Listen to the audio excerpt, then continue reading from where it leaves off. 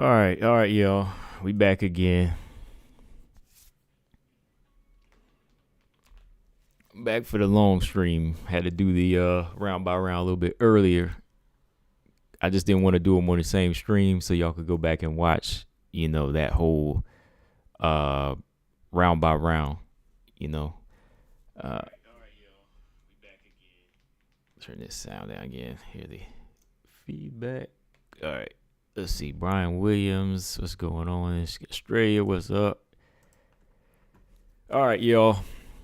So let's get started here in a minute. Give me about another minute. Let's see. Let's go to the 5-minute mark here. Just want to pull some things up. Got a few things to talk about tonight in this stream.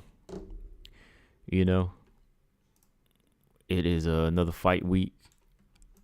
I think we'll go into more on the fights coming up this week tomorrow. But there's just some things I want to talk about in the strawweight division tonight. Let's talk about the strawweight division, moving forward. Of course, we're going to, I already, broke this thing down. We broke this fight down already. Watched it a lot. So I'm going to let y'all watch that stream a little later, and y'all can leave y'all comments in that one. Let's see. March 12th. Yeah, another fight weekend. Let's see.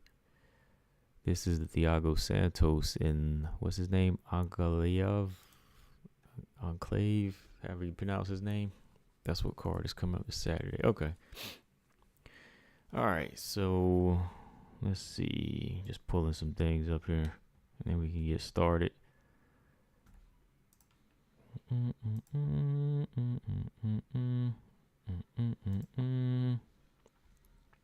All right. Here we go. All right, so welcome back, y'all. Welcome back to another live stream. We are here again and got a few things to discuss. Like I said, first off, we're going to just go back and talk about UFC 272 as a whole. I'm going to give you my post-fight thoughts on the women's fights, of course, and then talk about the main event just a little bit. Colby Covington and Jorge Masvidal. And yeah, we can go into that a little bit. Y'all give y'all thoughts on the fights as well.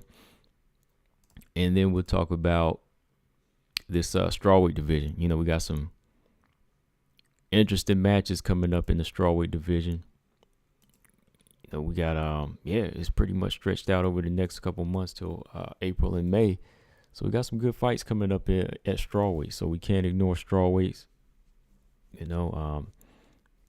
Like I said, flyweight is catching up, but strawweight, that's still my division now. Strawweight division is still my division. What else? But yeah, those fights, and then I wanted to, just bring up whatever else comes up. But first off, we got to say happy birthday to Valentina Shevchenko. I know y'all got it. Y'all know it's Valentina's birthday. March 7th, right? Valentina Shevchenko's birthday is today. The Bullet is celebrating her 34th birthday. 34 years old. 34 years old, Valentina Shevchenko, and she's still reigning supreme in the flyweight division. Of course, we have champions in the past, that still hold their belts when they get up in age. But, usually you start to see them slip. Sometimes you start to see a champion slip after a while, right? When they get up to be like 34 or 35. But the way Valentina Shevchenko is moving, I don't see her slipping anytime soon. You know what I mean? We never know what can happen in the game, right? Anything can happen. But, when it comes down to how she's performing, how she looks at 34, Valentina Shevchenko is, still dominant, going on in her mid-30s, so got to say happy birthday to her, man. Got a fight coming up. I know a lot of people want to consider this the biggest fight, possibly we could say possibly it's going to be her biggest challenge at flyweight, but it's still a little early to tell, we'll see. It just comes down to me having to see it first. I just got to go in. I'm giving Taylor Santos a chance, but we know how it is, man. Yeah, Ulysses, happy birthday to the pound for pound #1 female fighter in the world, man. Make sure y'all hit the like button as well. And yeah, like I said, man, 34 years old. I don't see her slowing down. I actually see her getting smarter. And, that's how a champion stays on top. Every time something changes in your body physically, you kind of have to adapt to it, right? And as a champion, I think she's built that way. She's just going to keep adapting to however the body changes, the mind changes, and it's just another level. It's just another level these fighters haven't reached, But yeah. Straight said Valentina is the consummate professional. She'll probably still be winning at 40. Yeah, I think so, man. I think so.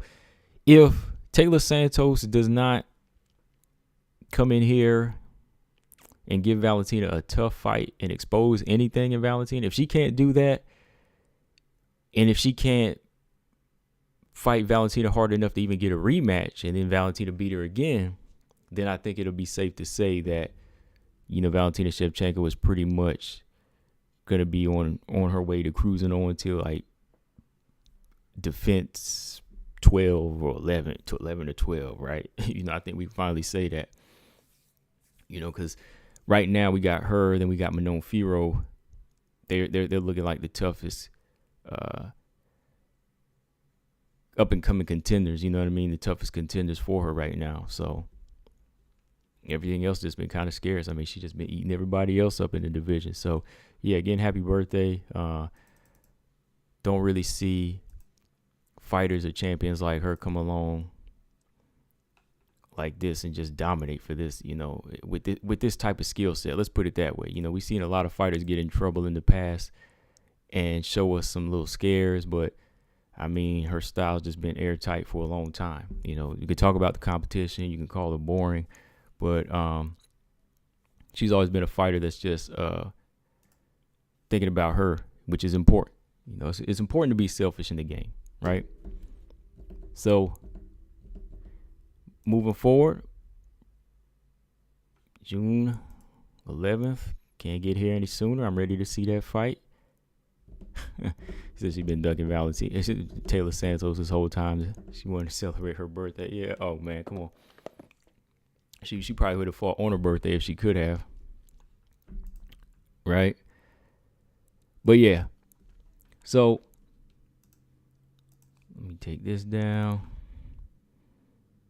I see. Yeah, she's been posting on IG. Her sister Antonina's been posting a lot of their old photos. You can see Valentina back there with the shortcut and the boxer, the boxing gloves, all the accomplishments that she's been acquiring over the years. So yeah. Also, today is the 2nd year anniversary for, y'all see that fight right there that we always talk about. See, it's like, this is how good this fight was. Like, we still talk about it, throughout streams. And, we always reference this fight because that's how big it was for the sport of WMMA. Y'all know what fight I'm talking about, right? Y'all see the picture. It's the 2nd year anniversary for Zhang Weili and Joanna. 2nd anniversary for this fight. Dang, 2 years, man. 2 years since we got this classic fight already. I already broke this fight down. It was a back and forth war. Brutal. Both Joanna and Zhang Weili, I mean, they gave it their all in this fight. It was a hell of a performance for both ladies. At the same time, not only was it game changing, but I don't know, man. It was kind of also changing for the fighters, if that makes sense. You know what I mean? Like, Sometimes I think this fight took a little something out of Joanna. Sometimes I think this fight took a little something out of Xiaonan. What do y'all think? Because these two, they fought hard. I mean, they showed their gas tanks. They showed their durability. They showed the heart. They showed the skill. Valentina threw a even with a football on her head. I mean, she just kept going. You know what I mean? Zhang Weili took some of the hardest shots from Joanna and still kept coming, right? And yeah, I broke it down on this channel. Like I said, I felt like, I thought that Zhang Weili did enough to win. But if you thought Joanna did enough to win, I mean, that's fine too, because that's how close it was. I mean, 2 times I've watched it, I thought Zhang Weili won it. But then once I had it a draw, then I think I did have it for Joanna one time, because I think I gave her like almost 3 rounds or 4 rounds when I went back and looked at round 2.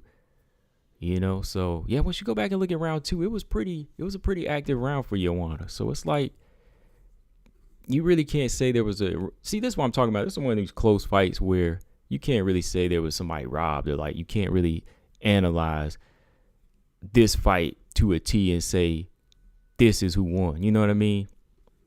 It wasn't like the fight last Saturday. Like, to me, I still feel strongly that Rodriguez didn't do enough to win that fight against Xiaonan. I think it was just bad judging in that fight.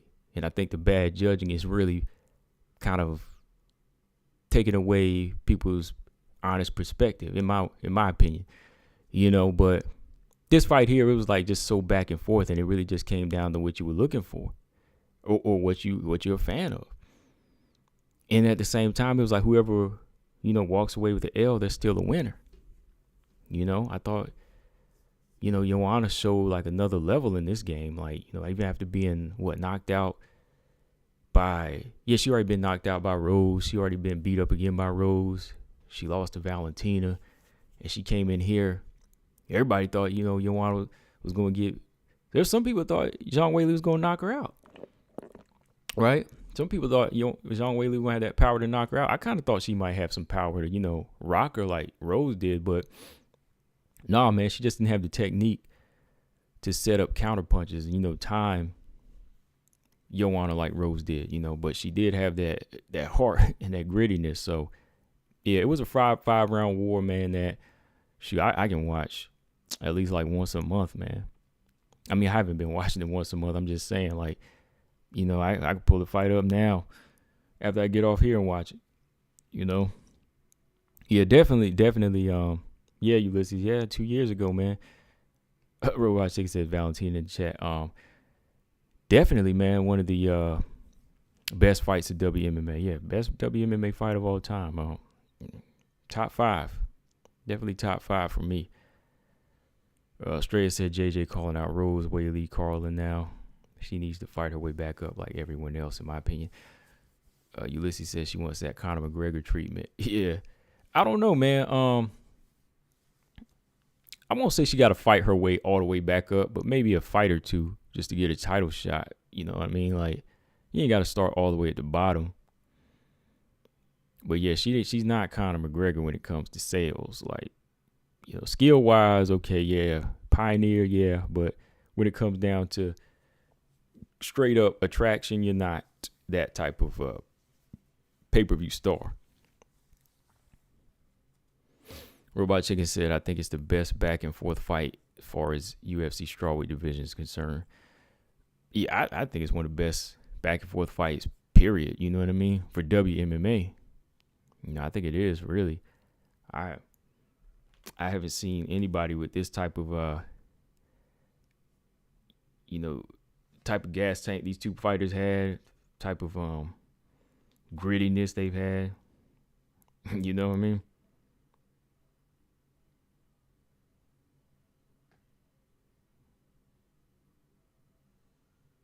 Mm-hmm.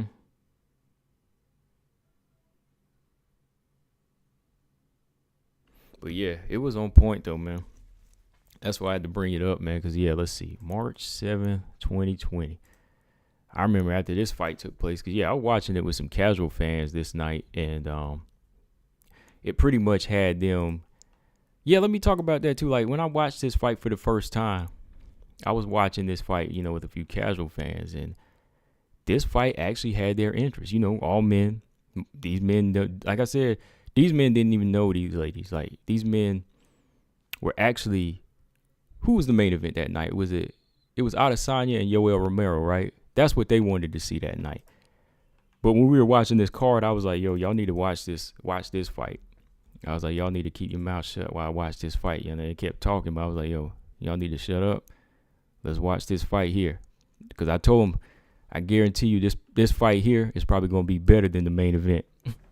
And I was right, man. I was right. I was like, yo, this fight here, co-main event, going to be better than the main event. And lo and behold, dudes who were watching it, they were like, okay, all right, this is good.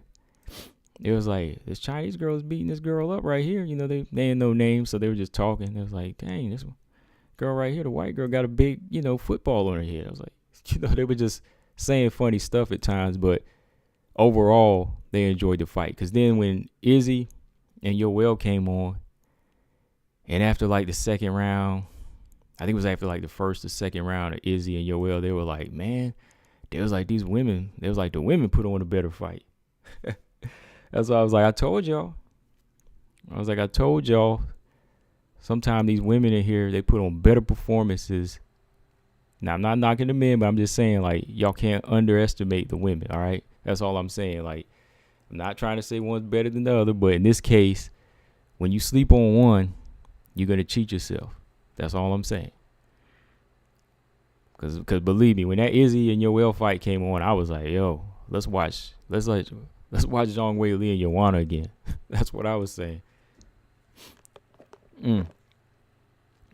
Yeah, Robot Chicken. Yeah, it was better that night, man. The co-main event was better. Like, that was UFC 248, March 7, 2020. And, yeah, everybody came out for Izzy and Yoel that night. They didn't, well, Zhang Wei Li had her crowd too, of course, but, and Joanna, but the fans, like, I remember even that night, like the fans, they were cheering. They were cheering so hard for the co-main event that, like, when the main event had started, there was actually some booing in the crowd. I remember for the main event because they was like, "Yo, y'all ain't stepping up now. Y'all saw what the women did. Y'all supposed to be putting on a barn burner, right? They were supposed to be putting on a barn burner that night, but it was like, Yoel, he wasn't fighting that hard. He was trying to trick Izzy into something. I don't know what it was, but it wasn't working. But yeah, overall, great fight, great fight for the game. That was actually the only fight for women on that card too, believe it or not. I'm just kind of looking back here. Yeah, that was the only fight representing women.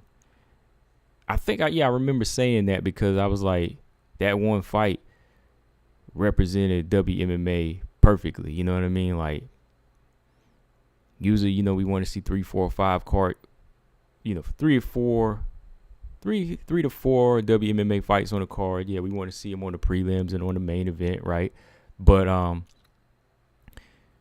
I was kind of upset that night that we didn't have any on the prelims, early prelims. But whenever Joanna and Wei Li put that fight on, I was like, yo, this makes up for everything. You know what I mean? This main event, the co-main event, this one WMMA fight made up for everything. Running Rini, BJ, what's going on? Yeah, so they held it down for the women that night. I was like, okay, it's like you ain't gonna put only one WMMA fight on this card. It was like, okay, we're gonna show everybody up, and they did. So shout out to Joanna, shout out to Zhang Wei Li. Hopefully, Zhang Wei Li, she's getting back into action pretty soon. Hopefully she's making it back in sometime this summer. No dates are posted for Zhang Wei Li yet. Are these two coming down to a rematch? I don't think so, because Joanna says she doesn't want to wait that long. She wants to come back in April. No dates set for April either yet, so maybe April or May. I don't know. I don't think a lot of people want to see it anymore since the luster's kind of died down, and since Joanna's been out of action for 2 years, 2 years on the mark, right? She's been out the game for 2 years on the mark now. So yeah, 2-year anniversary. Who did y'all? Let's go back anyway. While I jump to the next topic, who did y'all think won this fight? I just want to stir that up again. I want to stir up the smoke a little bit. BJ, who do you think won between Joanna, Zhang Weili, Running Rini? Who do you think won between Zhang Weili and Joanna? I still think Zhang Weili had won it, but you can't really go wrong with the fight. Everybody got something out of this one. All right, take this down. So anyways, UFC 272, man, good fight card. It was a solid fight card. Only thing it lacked was Eye and Manon. Eye and Firo. That was the only thing it lacked. Let's go back here real quick to Agapova and Marina Moroz. Let's give our post-fight thoughts now. Now that the adrenaline is down and the hype is down, we can kind of think clearly now. Like I said, I honestly thought that Marina Moroz was gonna win, and I told y'all I didn't want to talk it up like I usually do, BJ. I didn't want to talk it up, into like a disaster, but it still happened. Because deep down, I said Moroz was probably gonna stop her. Deep down, I thought Moroz was gonna stop her. I just kept saying decision, but I thought she was gonna stop her. I mean, I wanted Agapova to win because I think she's much more whatchamacallit, consistent. You know what I mean? Like, she's much more consistent. But deep down, my heart was saying, Moroz is gonna finish this girl. I know everybody thought Agapova had it, but I was like, no, Moroz was too well rounded. Moroz is well rounded on this low level here, man. Like on the bottom level, even pushing forward. And that's why I gotta bring up. That's why I put that poll up, because I'm calling for smoke on this one. Because people like to, people like to disagree. It's cool. You want to disagree, it's fine. People want to, get at me. It's all good. But we'll hold off on that. We're going to hold off on that. Anyways, Agapova, when I did the keys to victory, I was like, okay, Agapova looked good against Mazo, but can she do the same thing to Moroz? I was like, well, no, because Moroz ain't the same fighter as Mazo. Mazo's never really showed the same type of IQ and execution like Moroz. Moroz has what your basic fighter needs, man. Like, if she would stay consistent, I think she would be in the top 15 now. If Marina Moroz was consistent, she'd be in the top 15. Like, I don't know, people said it was injuries or visa issues. I think they all said that in the chat one time. So if it is that, I'm not gonna be as hard. If it is injuries for sure and visa issues, all right, I ain't gonna be as hard on her. But I think if she put together a string of wins, she should be in the top 15, man. Because like I said, she beat Mazo, Buena Silva, and Agapova. Of course, it wasn't all like back to back, but off a 2-year layoff, she showed you what she had. And to me, since BJ right there, he in here, this is what you'll fight. This is what I'm telling you, BJ. This is what a fighter needs. This is what a wrestler needs. This is what a striker needs. They need some balance to their game. Moroz shows some nice balance to her game. And I'm not just saying that based off of this win. I'm saying it based off of what she's done to get here. Right? Marina Moroz has a good balance of striking and wrestling. And this is why I'm telling you, and jiu-jitsu.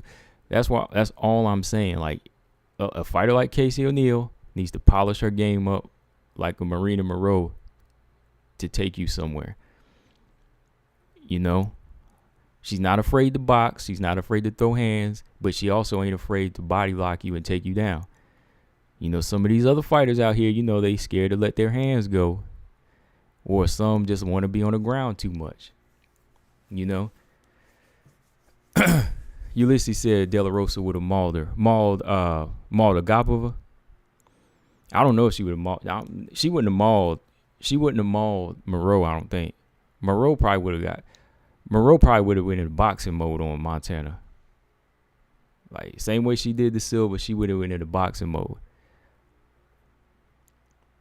And this is why I'm saying, okay, if a fighter is dedicated to one strategy and one style, then this type of fighter like Moroz is going to come in there and expose that with grappling.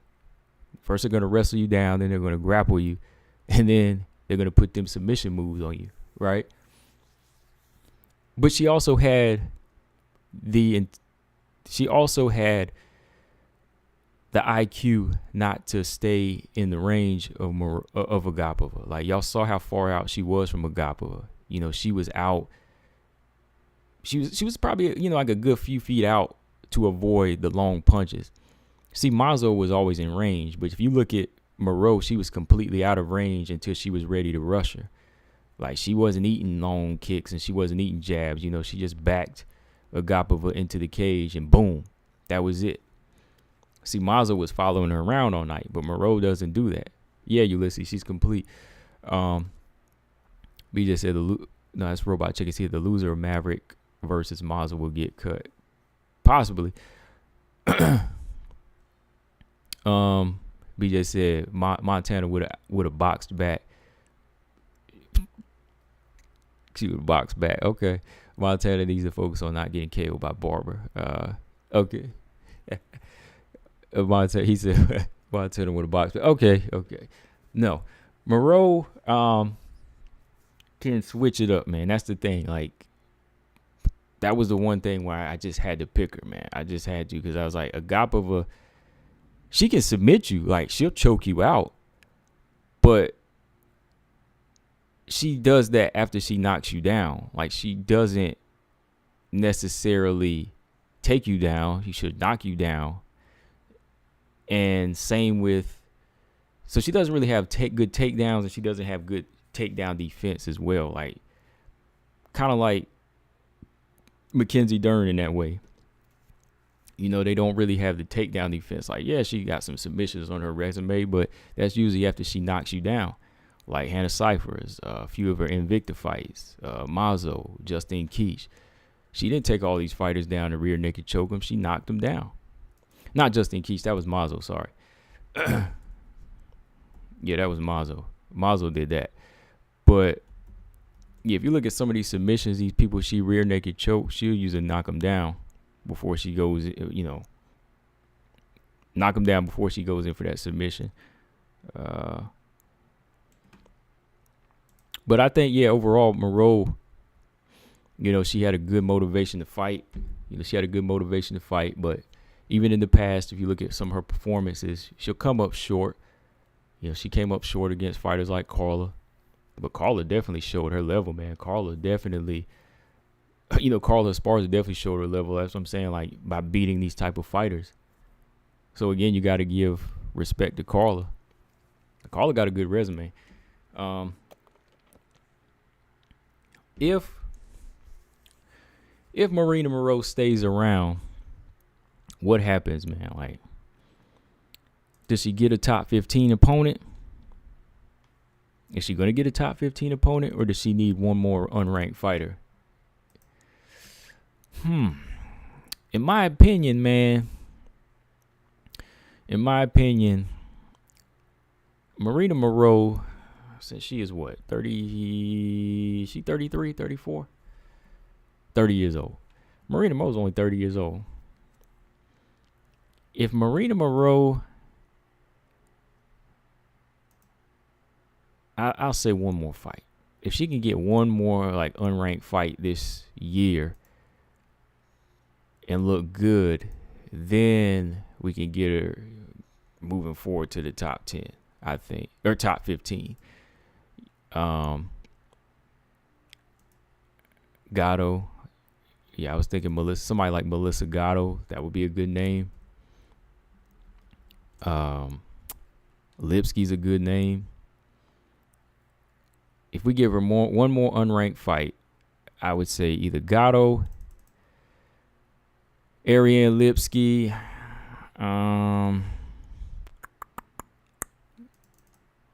what is her name? No, Molly McCann is taken. I don't know. Who? 3 more unranked. Give me 3 unranked fighters. I got 2. Give me 1 more. Who's a good fight for? Somebody that's not taken. I got Melissa Gatto, Ariane Lipsky. Give me 1 more. BJ said Mandy Bohm. Ooh, that might be tough, man. Mandy Bohm might be tough for her, man. I wouldn't give her Mandy Bohm because Mandy Bohm coming off a loss, and that's a lot of experience from Mandy Bohm right there to handle. I'm going to say Cortez. Yeah, I'll say Cortez. Yeah, Cortez is good. Zama said why Lipsky? Probably because she's a flyweight. Probably because she's a flyweight at Zaman and she doesn't have a fight lined up. Makes sense, right? I mean, if she ragdolls her, how do we know it? We got to see it to actually. We actually have to see it done before we can put a stamp on that. So I'm saying Lipsky. Because were you one of the ones that picked Agapova to beat Moroz? So nothing is factual. So it makes sense. We got to go with Lipsky, Gatto, Cortez. Yeah, Tracy Cortez. That's a good one.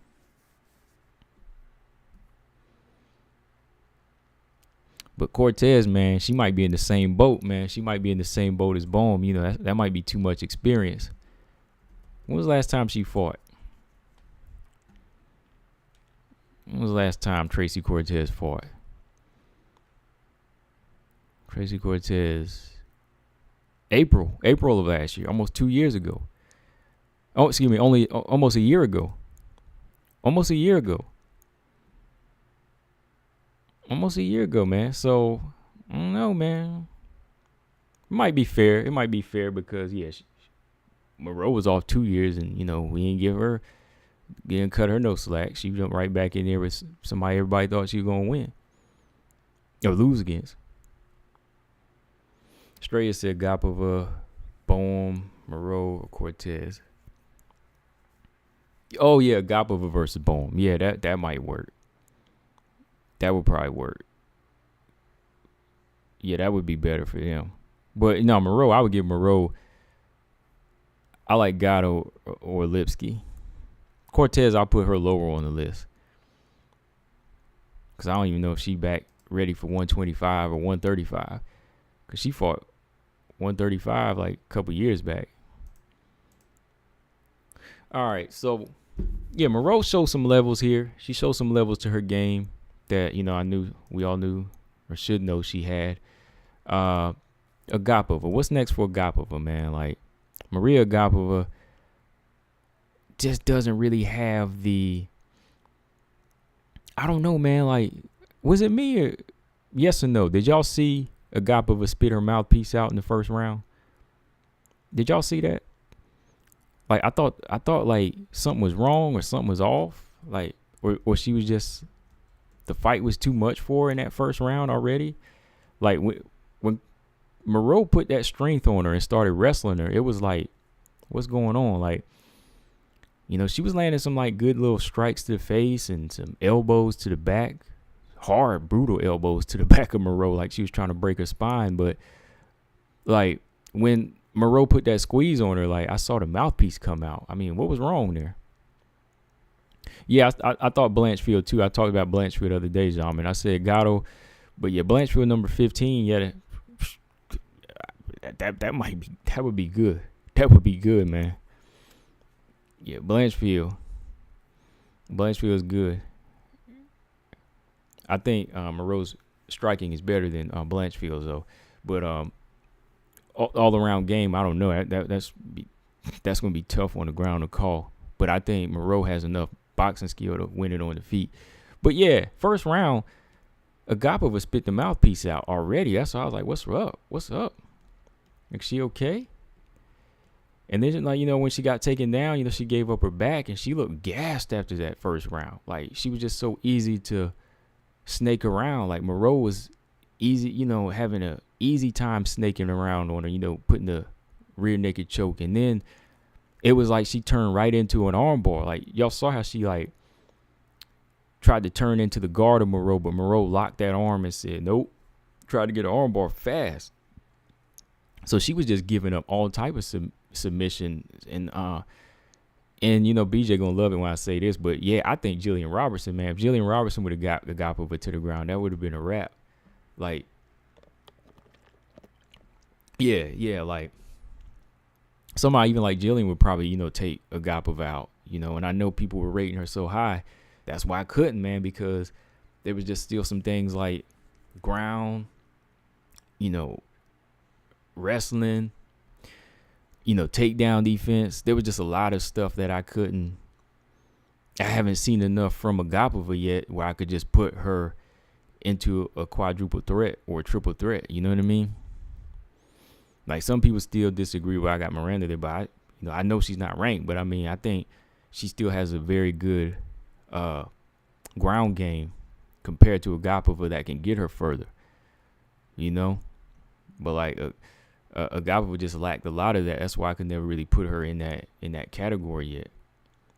And lo and behold, it showed. Yeah, Ulysses. She's still young, so yeah, somebody like Mandy Bohm, that would be a good fight for her. I think Sarge would take her out. Sarge would get her to the ground too and like maul and tear her apart on the ground. She got to fight somebody coming off a loss. She got to fight one of the lesser flyweights in the division too.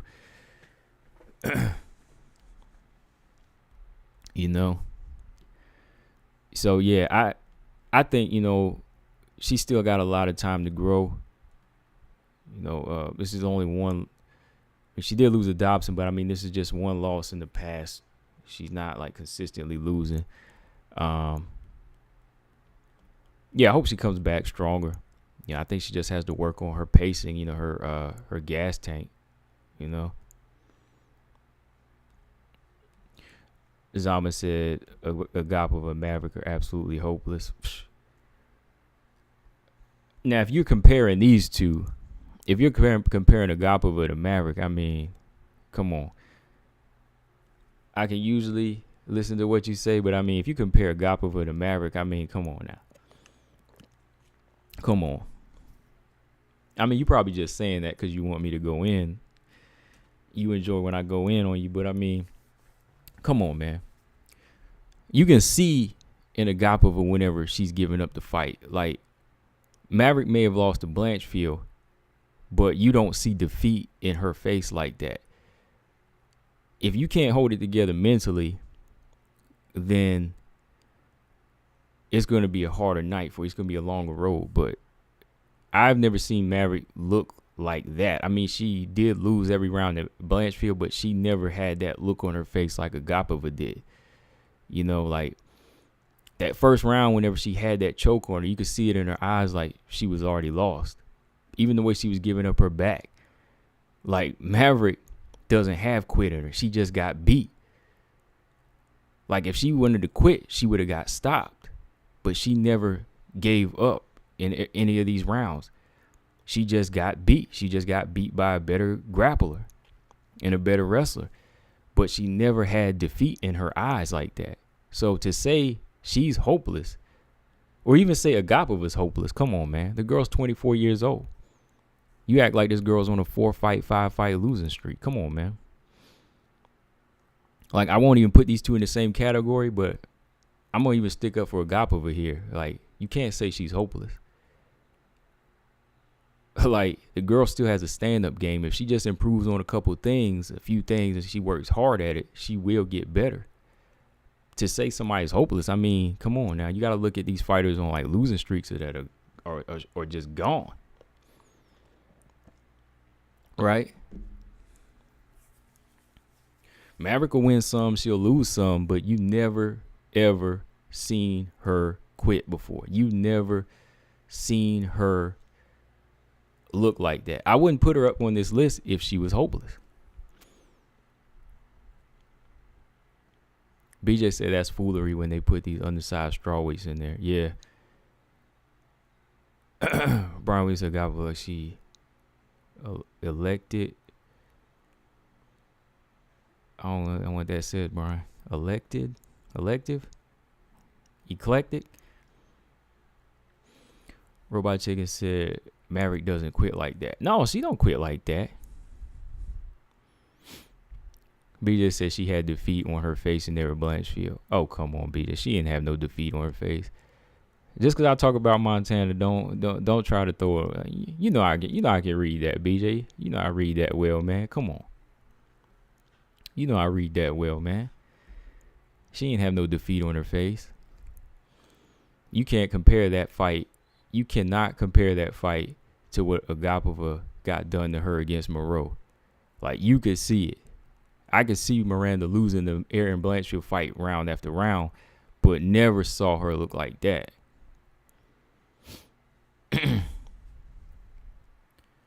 AM said, why can't people realize these girls are literally in their 20s? Most people wouldn't even went pro so young. Exactly. Don't always agree with you, but I mean, I agree with you on that. Like, yeah, like, these girls are like early 20s. To say you're done or you're finished is crazy talk. 24 years old and 23 years old. Like, how is that hopeless? How is that person done? See, it's almost hypocritical because we say a fighter's prime doesn't reach till they're like 28 or 30 years old. Like, that's when you get your best fighter, right? Right? That's when you're at your best. But now all of a sudden you're washed up at early 20s. Make it make sense, man. See, that's what I'm saying. Some people, like fans, y'all gotta get your facts straight. See, theme is always keep the same energy here. You know what I mean? Like, come on now, keep the same energy. Like, you can't be hopeless in your early 20s, man. Like, when that's your growth stage. Now, if you were 28, 30, and 35 and you were losing like this, yeah, that's hopeless. But I thought we said that our prime years were 20, 28, 29, and 30. Come on now.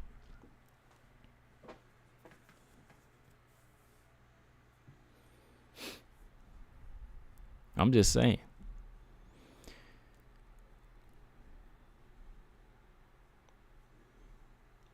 Oh, of course, BJ gonna say that. BJ say, yeah, he gonna say she had the same stare as Barboza. Nah, I ain't see that. Barboza looked done in that fight. Barboza was exhausted. I remember that fight. Yeah, she didn't even get stopped, man. That's what I'm saying. Like, defeat is the type of defeat that Agapova had, that's different than how Maverick lost. You can't even compare that. She just looked like a fighter that was outgunned in there. You know what I mean? Like when you outgunned, but this one here, she gave up the back. She gave up a lot of positions. She spit the mouthpiece out. I'm just saying.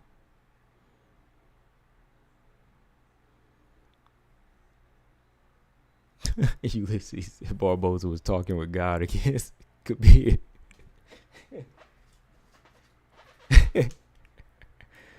Yeah, Barboza's done, man. Yeah, like, you know, he's older too. Like, yeah, you could see the defeat in his face. But I'm just saying, like, Miranda, like, she just got outclassed in there with a fighter that was just one step ahead of her.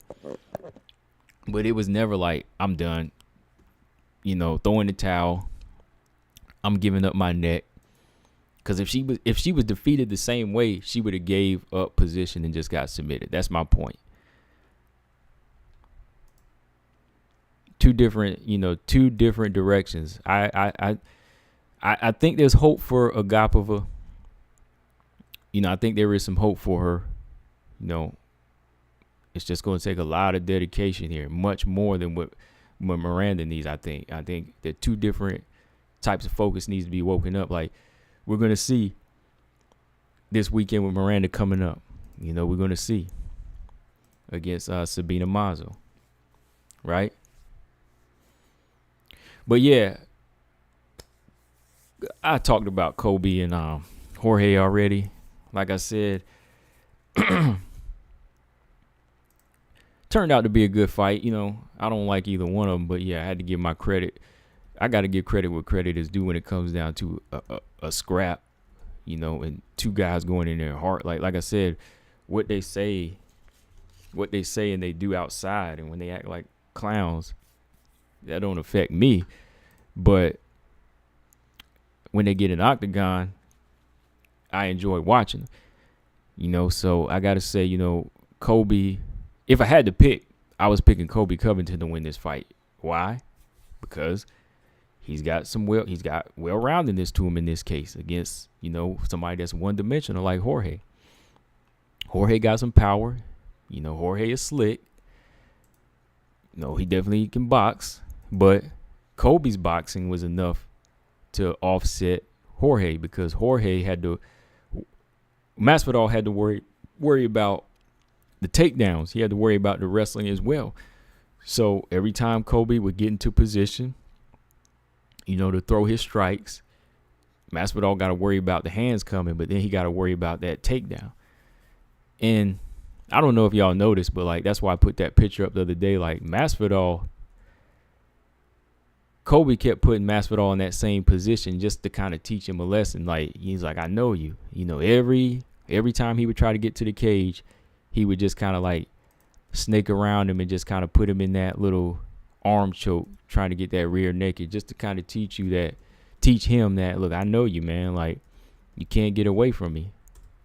Yeah, Masvidal defended well, but it was more like humiliation. Right here. This is what I'm talking about. Just about every single round he would do this, right?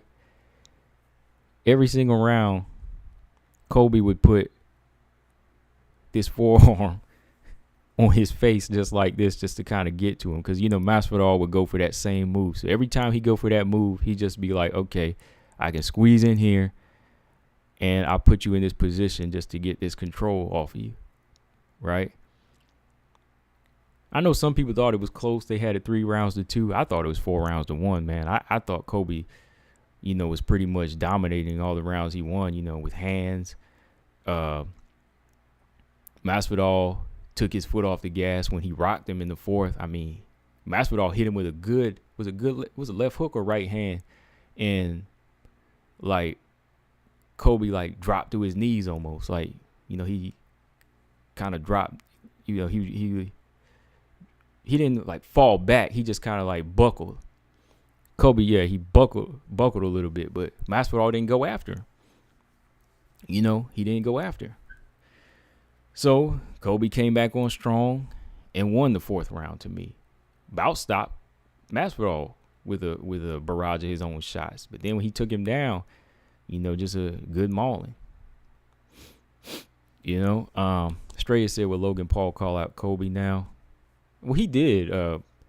Somebody posted up earlier on a boxing page I follow, and he was talking trash. I think he was talking trash about Kobe Covington's chin and Masvidal's chin. I was like, come on, Jake Paul, you can't even get in there and do this, man. Logan Paul, yeah, one of them brothers. He was talking about the chin of Masvidal and Conor McGregor and Covington. I was like, you can't even get in the cage, man. Don't worry about them. I'd be like, get out of here, man. BJ said, yeah, Kobe doesn't even throw straight. He throws like Pena. You said Kobe doesn't throw straight? Pena throws straight? I thought Pena throws straight, man. Her jab is straight, and her right hand is straight. That's how. Are you saying Nunes doesn't throw straight or Pena? I thought Pena throws straight punches. Right? That's why she was hitting Nunes all night, because he kept her punches straight. Kobe was throwing some good straight punches, I thought. That's why he was hitting him on the money. Maybe I got to go back and look here, but I mean, I saw good mixture of shots of Kobe. Yeah, he couldn't, yeah. Kobe don't have the power to finish. He can't finish a fight. Even on the ground, he just be all up on you, getting dominant position. But yeah, he won't go in and get the full on finish. Yeah, 4-1. You had it 4-1. Yeah, Ulysses. Kobe's cardio was good. Yeah, Kobe's cardio was good. It's probably like the best cardio in the division under the champion, under their father. You know. Yeah, man. I tell you, Usman's sons, they put on a good fight, bro. I was like, this is a good fight. You know, I had to go. You know, I watched it. As much as I can't stand them, I love a good fight. From here, I don't know, man. Masvidal, since he renewed the contract, I think he just need to fight down and then be out. You know, fight down, fight a couple of lesser fights, and then that be it. Then retire. Fight out his contract on the low level.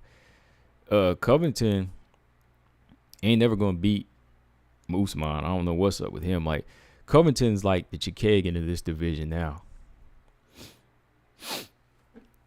You know, Kobe Covington, we can call him Kobe. We'll call him Kobe Chikagan now. Because I can see him beating a lot of these other welterweights. I can see him beating a lot of these other fighters in the division, but I don't see him ever beating the champion. You know, just like flyweight division, he's going to be that gatekeeper, man. He'll just be that gatekeeper right here until somebody comes along. He might lose a fight here and there, like how Caitlyn does, you know, in the flyweight division, but I don't really see anybody going in there and let me see who could beat him anyway. Let me look. I'd probably say Jorge could fight nah.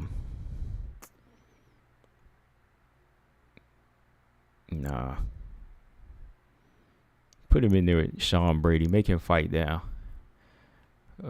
You know, Jorge, that is. Kobe. Dang, Gilbert Burns got that Khamzat fight coming up, right?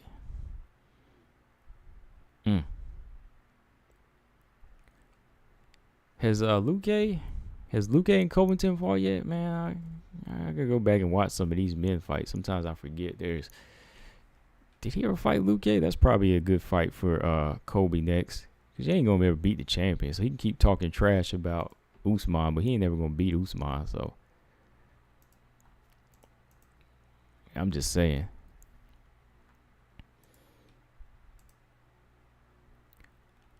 It's just like Chikagan, like y'all say, he can't finish a fight, right? He got cardio and he can't finish a fight, just like y'all say about Chikagan. Right? Yeah, maybe he can fight Vicente Luque, whatever his name is. Yeah, maybe he can fight Luque next. Australia, no Australia, no news on Chikagan yet. Ulysses said Masvidal versus Thompson. Yeah, Masvidal versus McGregor or something like that. Just like a payday type fight. That's fine. AM said, do you think Khamzat, that's pronounced Khamzat, right? Khamzat beats Burns. I think he can. I don't know if he will. I'm not putting no money. I'm not putting any money on either one of them. You know, I don't know. Khamzat wins. Yeah, BJ, I thought he did. I was looking at, yeah. I didn't think they were fought. Kobe ducked him, huh? No, they need to make that fight then. Oh yeah, BJ, I saw one of the Bloody Canvas crew. Vince Morales got a fight coming up, right? I saw Vince Morales got a fight coming up. I meant to mention that because I saw it as soon as it popped up. Like BJ said, it's pronounced Hamzat. Okay, don't play with me now. It better be pronounced Hamzat. You just playing? Is it really Hamzat?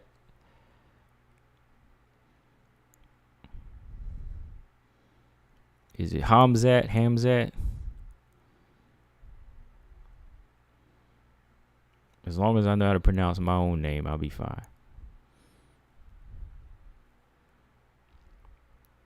Um,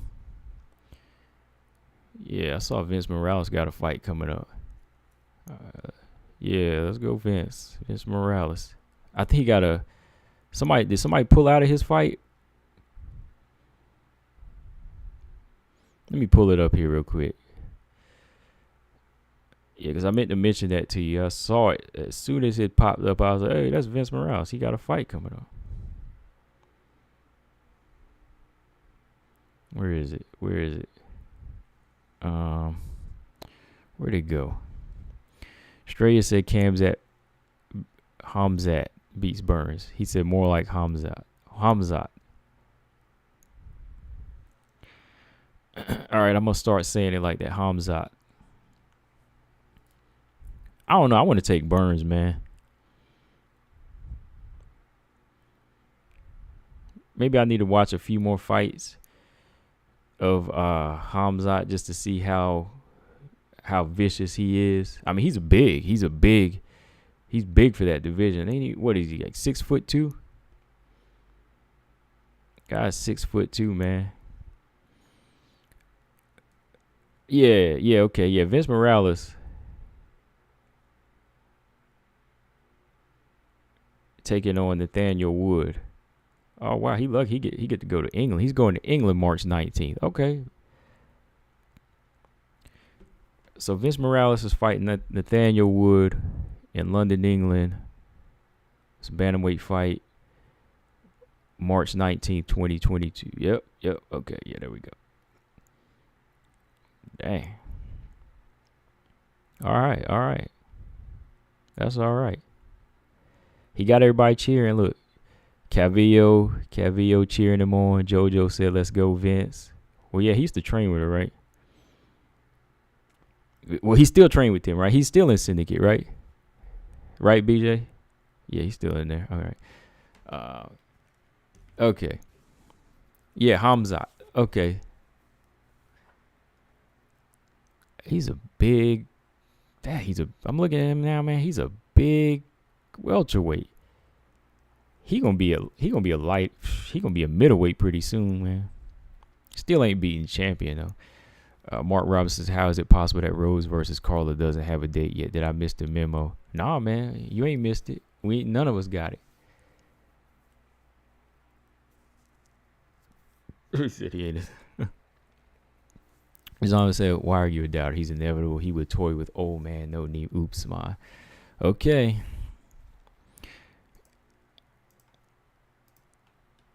Zaman, you sound so sure. You sound so sure about somebody who's 10 places below the champion and hasn't thrashed anybody in the top 5 yet. You know, there were people that said Andrade would thrash Shevchenko. I know it's going to be a little bit different, but still, like, come on. Hamzat thrashing the champion, and he's 10 places below and still hasn't thrashed anybody in the top 5 yet.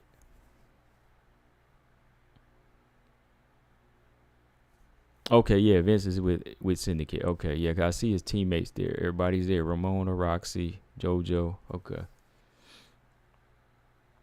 Robert Henry, what's going on?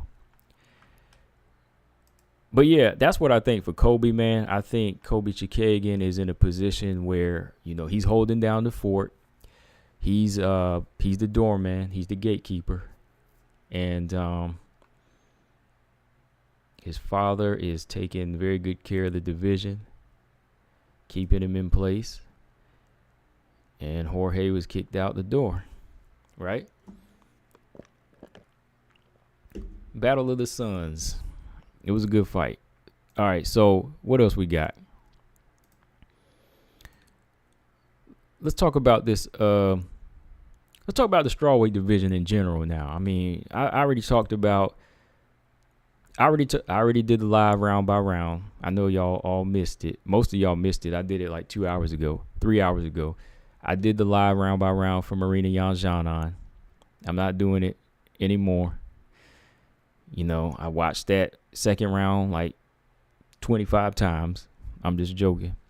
I watched it 25 times, and I ain't watching it no more. Not anymore. Maybe in another month or two we'll talk about it again, but I don't think my mind is changing right now. All right. I'll say it's a close fight. Okay. We can say it's a close fight, but I still think Jan won a close fight. No, Jan won a competitive fight. Let's put it that way. Believe me, respect to Marina Rodriguez. Y'all know I had nothing but respect for her as a fighter, but I gotta respect the game. Gotta respect the fight game. Can't lie to a fighter. Because if I had a fighter and I lied to him, they would probably get knocked out. Then I would lose my job as a trainer, right? So I don't know. So moving forward from here, let's look at the straw weights here. I'm gonna start with Marina and Jan as as separate fighters, and then I want to look at the fighters below there, then work my way up. Marina Rodriguez, pretty much we could say she's in lock to get a title shot next. Marina's probably also going to be a possible late replacement if Carla pulls out. That was stated, or I think that question was asked at the post fight. I can't remember how it was answered, but keep that in mind. Rodriguez could get this title shot if Carla, for whatever reason, pulls out. All right, so Marina's in a good position now. She's 4-0. No more robbery talk. I'll let it go for now. Good position, 4-0. Let's just wait for the winner of Namajunas Esparza. All right, she's in her position. Then you got Xiaonan, man. She's on a 2-fight losing streak now, man, and that don't look good on paper. It don't look good on paper for Xiaonan right now. So, she just got to keep it. She just got to keep it moving, man. She just got to keep improving, keep doing what she do. But I think she need to tighten up on finishes, because if she don't tighten up on finishes, she gonna wind up like Angela Hill. That's why I say some fighters, I won't press knockouts on some fighters, but if you always gonna be on the wrong end of some skunky decisions, you got to start pressing the action. You got to start trying to knock people out. And I think Xiaonan has a style where she could go in there and knock fighters out, without putting too much risk on herself, if that makes sense. Like maybe tighten up on some combinations, but still keep the same speed, but keep the punches sharper, but fight at a good pace where you don't gas out in the third round, because apparently the third round is all that matters now. Right? It seemed like the third round is the only round that matters now. Everybody want to just see a third round, and that's it. When that third round come and somebody show heart, they're like, oh, I got to give it to him. Macy Barber won her third round with Maverick. They gave her the fight. Cachoeira, they gave her the third round. They gave her the fight. Almost that would have happened to Grasso if Grasso didn't box well in the first 2 rounds. So Xiaonan got to tighten it up. Tighten it up on looking to finish and not trying to, stay on the back foot too much. Like, don't be cute with it. Like, if I was Jan, I wouldn't have started mocking Marina. Like, when Marina did the little thing, she shouldn't have tried to showboat back. She should have came on strong. Like, she should have started kicking Marina to the belly. Like I said, you got to kick her in that breadbasket, and put the combinations together, and don't just try to think you bagged the rounds. I said she won the fight, but don't matter what we say. It don't even matter what her corners say. It matters what the judges say. So you don't give the judges a chance. You got to knock them out, or at least beat them down to the point they can't give them the fight. So Xiaonan, I think she's still in a good position. She's growing as a fighter. I think Carla was just a bad style matchup. Carla owns them. Carla's the mother of these fighters, right, Rob? She's the mother of them, So you're going to look like that against your mom. You try to fight your mom, that's how you're going to look. But moving forward, Xiaonan, I think, mid-rank opponents would be nice. I don't think she has to fight all the way down because she showed some tenacity in there. Yeah, B. She was strong, big, man, like big, wide shoulders, and strength was there. Again, Carla just had the wrestling on her, so she just couldn't look like that way with her. But I think moving forward, I like to see her in there with the winner of Mackenzie Dern, Tisha Torres, or the loser. Excuse me. The loser of Dern Torres would be a good match for her. Nina Azarov, she's still open. Try to pull her out just to get some work in on her whenever she come back. That's a name. Either of those names are fine. So I think she won a lot of fans, even though she's on this 2-fight losing streak. I think she won a lot of fans, and people are going to want to see her back. So it's not like Jan is washed or anything. She's still there. She's still here. And I think she needed this type of performance to get her back to a certain point. It was emotional. I saw her kind of cry whenever she heard that one judge read that, when that one scorecard was read. And, I could see where she was coming from because I thought she won as well. So all you can do is just look to take it out of the judge's hands. And we'll see. Can fight down from here in like the mid ranks. Loser of Torres Dern, that's a good fight. Azarov, just make that fight. Where is she? Nina can't hold up number 7 like that. All right. So Marina's in her place to get her title shot. And let's talk about this fight. Brianna Van Buren is making her return. Brianna Van Buren has been out of action since June of 2020. Started a family. Congrats to her. Shout out to Brianna Van Buren.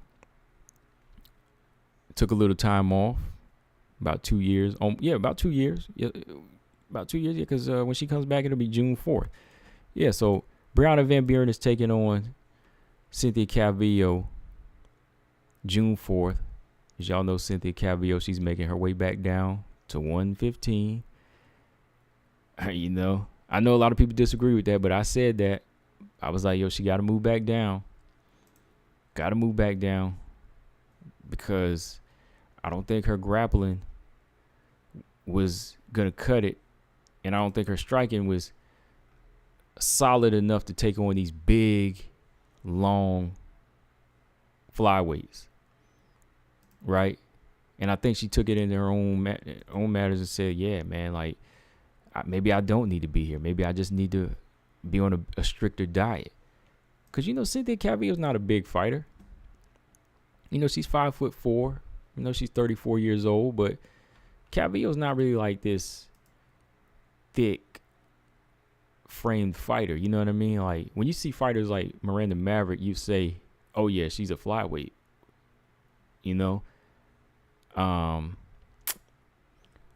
Andrea Lee, yeah, she's a flyweight. You see those fighters and look at them. Jennifer Maia, oh, yeah, like flyweight or bantamweight.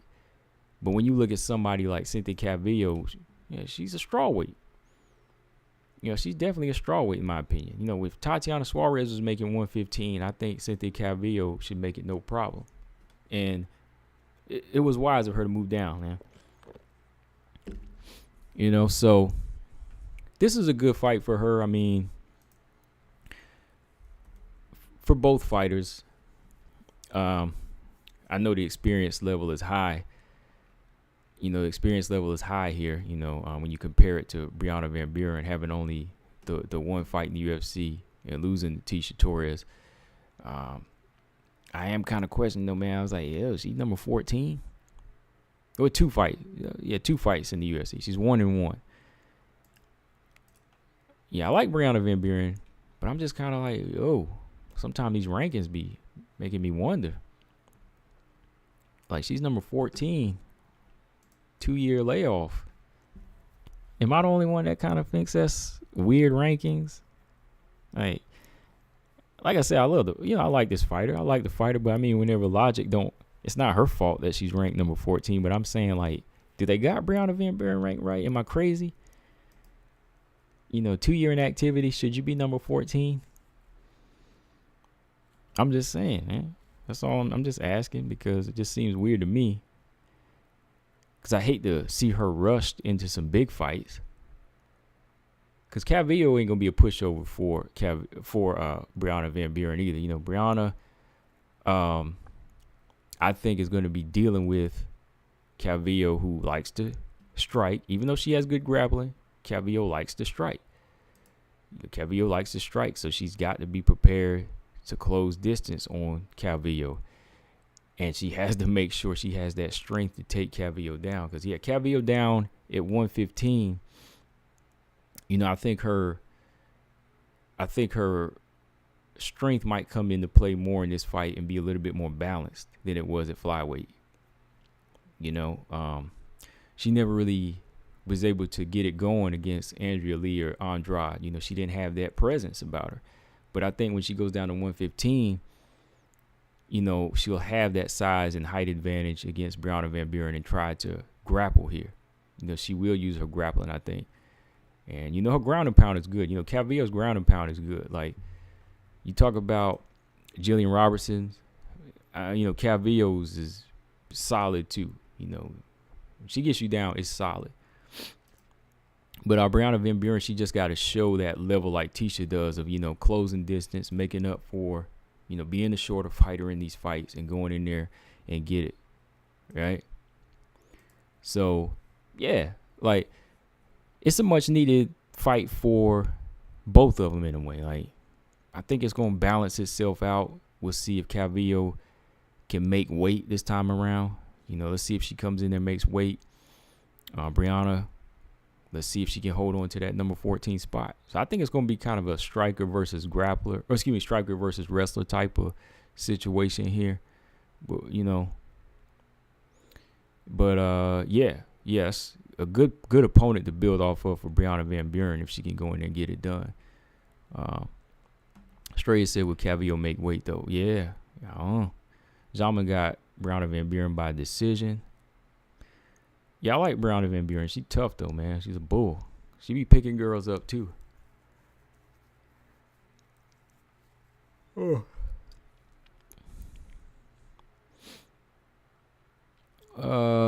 Let's see. BJ said Brianna won that Invicta tournament, though. Miranda held a ranking off of that, too. She didn't get ranked until she had beat a couple fighters, though. Like, Miranda was still unranked. Like, Miranda didn't get ranked until she beat some fighters, though. Like, till she went on a couple fight winning streak.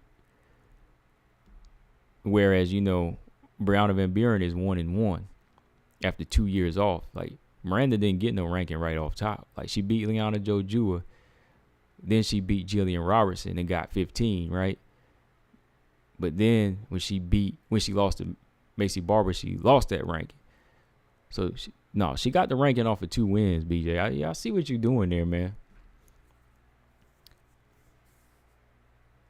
They both won that tournament. But, yeah, with Brianna, she beat Livian Adesanya, then lost to Tisha Torres. Then she's been gone for 2 years. She's had a baby, started a family. So if you out for 2 years, though, versus where Miranda's active and wins 2 fights, you know what I mean. Come on, BJ. I see what you were trying to do there. But I was on it. Straya said Brianna and Luana will drop out of rankings once Andrade and Calvillo have had their fights. Yeah, just wait till Andrade come back, y'all. Yeah, I saw that, BJ. You can't do that to me. Come on now. Oh, man.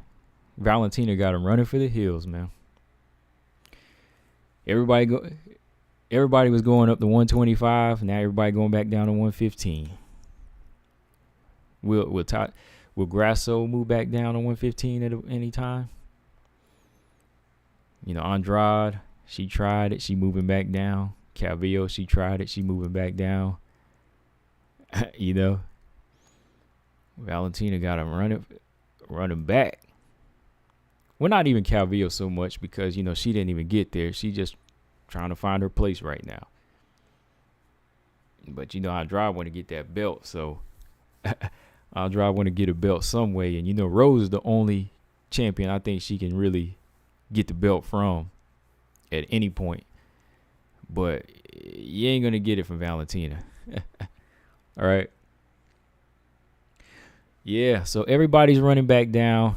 Well, early look. Brianna Van Buren and Calvillo. I can't pick right now. I am not picking right now. This fight is 3 months away, so you ain't gonna pressure me into picking nobody yet. Cause fight, way things go, fight might get. I won't even say it. No, I won't even say it. I ain't gonna talk it up. Okay. What else we got? Yeah, Lemos and Andrade. So we got a lot of fighters that are in position to get close to a belt.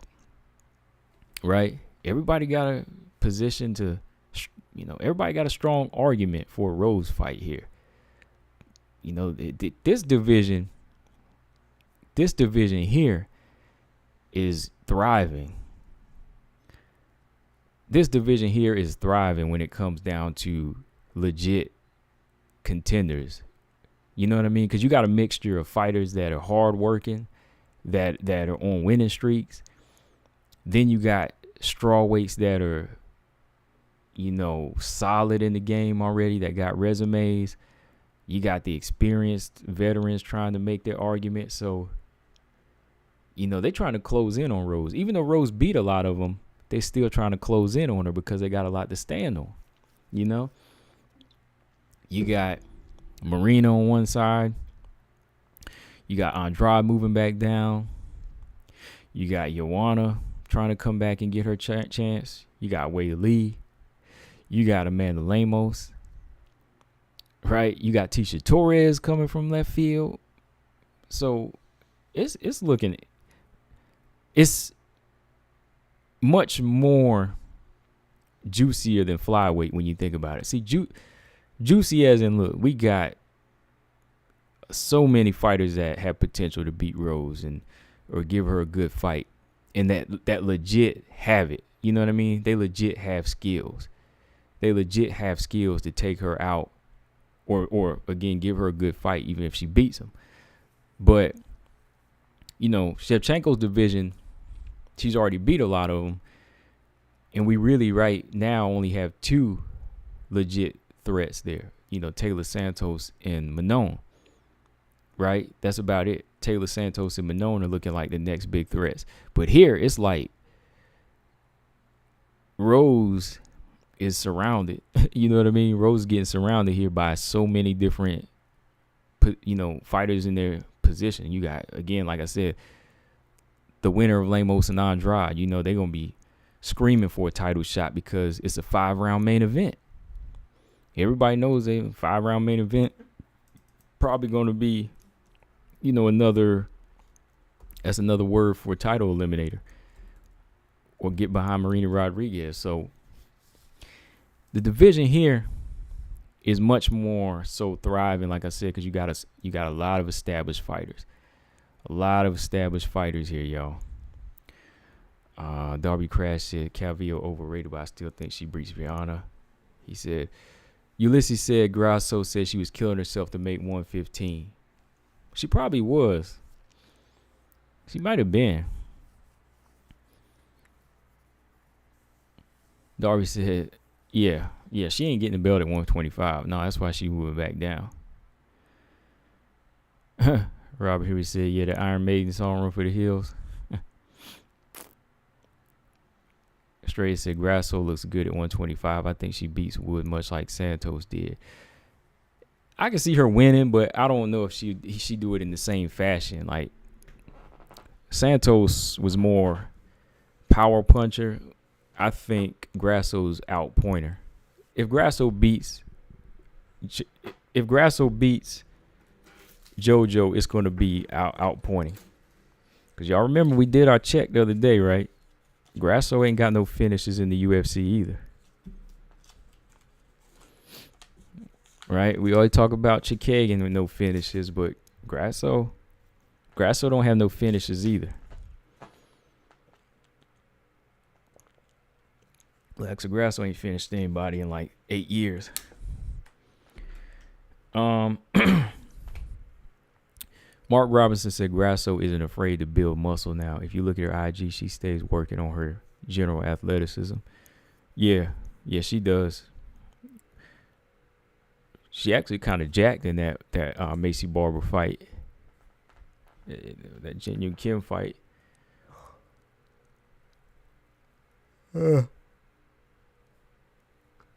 4 years. In 4 years, Val will be long gone. What are y'all talking about? BJ said Taylor and Manon. Taylor Manon are looking like threats. Yeah, that's why I said Taylor and Manon are looking like threats. Taylor and Manon are looking like threats right now. Exactly. Those two fighters are looking like threats. Nobody else. But when you look at the strawweight division, it's looking crazy, man. So many good fights. So many good fighters. So many people want to get a title shot.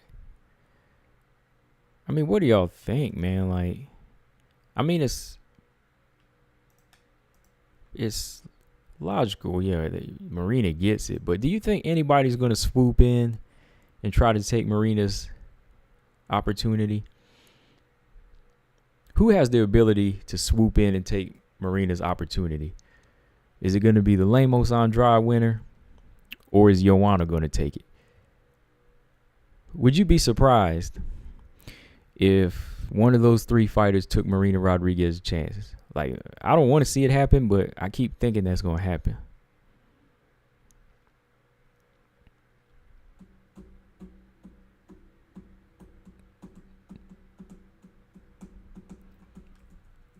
You know, that might happen. I hope it don't. Because Andrade said, I'm coming back down because I want to fight Rose a third time. Yeah, I might just do a video next podcast. So I'm going to just do a video talking about strawweights. I'm going to go in a little bit more.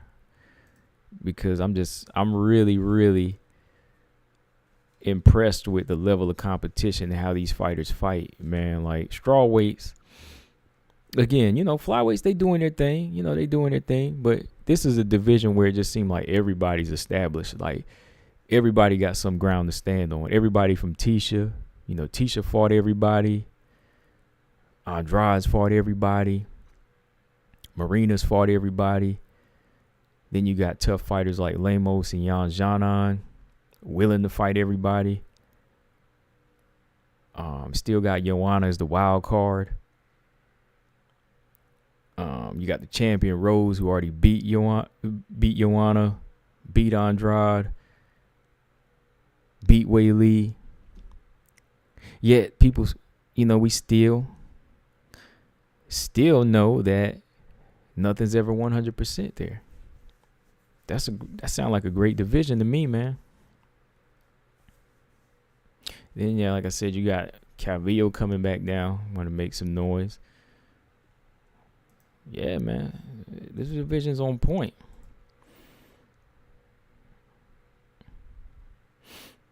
Mark Robinson said, if Carla beats Rose, I could see Joanna getting Carla next just to get her back into the mix. Oh, man, that would be 2014 all over again, wouldn't it? Man, that would be dirty. If Carla beats Rose, and then Carla has to fight Joanna again, man, that's going to be 2014 all over again. That is going to be nuts. Wow, what if that happened? And then Joanna becomes two-time champion. She wins the belt back. And then Joanna has to fight Andrade. I could see that happening, man. History will probably repeat itself, man. Like, say Joanna beats Carla, if Carla beat Rose, Then Joanna would have the belt back, and then Joanna would have to fight Andrade again. And then she beats Andrade again, and it would be like, Joanna gonna go in her little title reign again. That would be crazy. And then she fights Marina and winds up beating Marina or something like that, man. Or Xiaonan getting like 2, 3, 4 fight defense again. That would be crazy. I mean, anything possible. Like, she might never beat Rose, but her style matches up with Carla well. So, if she go in there, Carla go in there, show up, beat Rose, she gonna have to defend against. Oh wow, no. First off, she have to defend against Marina. Yeah, let's be real. She'll have to fight Marina first. And I don't know, man. Carla might go in there and beat Marina, man.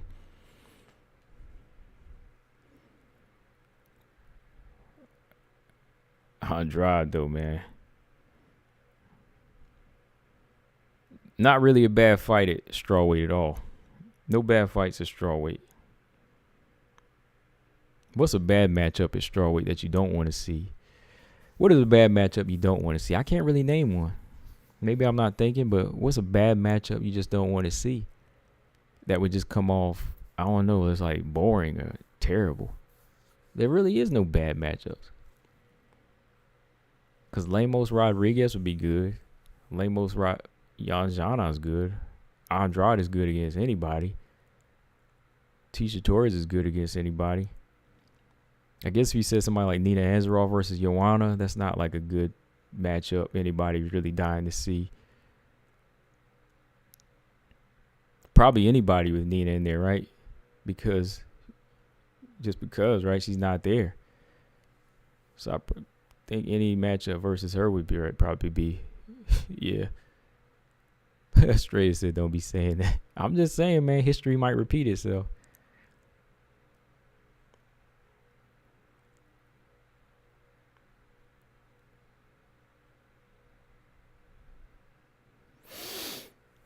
Oh, boy. Mark said Joanna wants to come back. I think she only comes back for a Weili fight or a title shot. A non-Weili title eliminator would work too, but that's last resort for Joanna. Oh, yeah, Jamin, you had to reach for that one. Yeah, I didn't even think of that. Bad matchup, Liviana Souza versus Ashley Yoder. Yeah, I mean, I can agree with that. Yeah, I mean, you got to really dig. See, that's the point. You had to really dig, right? You got to really dig for that. But yeah, I agree. I don't want to see that one. Darby said Chikagan versus anyone is bad for everyone, especially the fans. Nah, I wouldn't say that. For me, I don't say that. I find her style entertaining.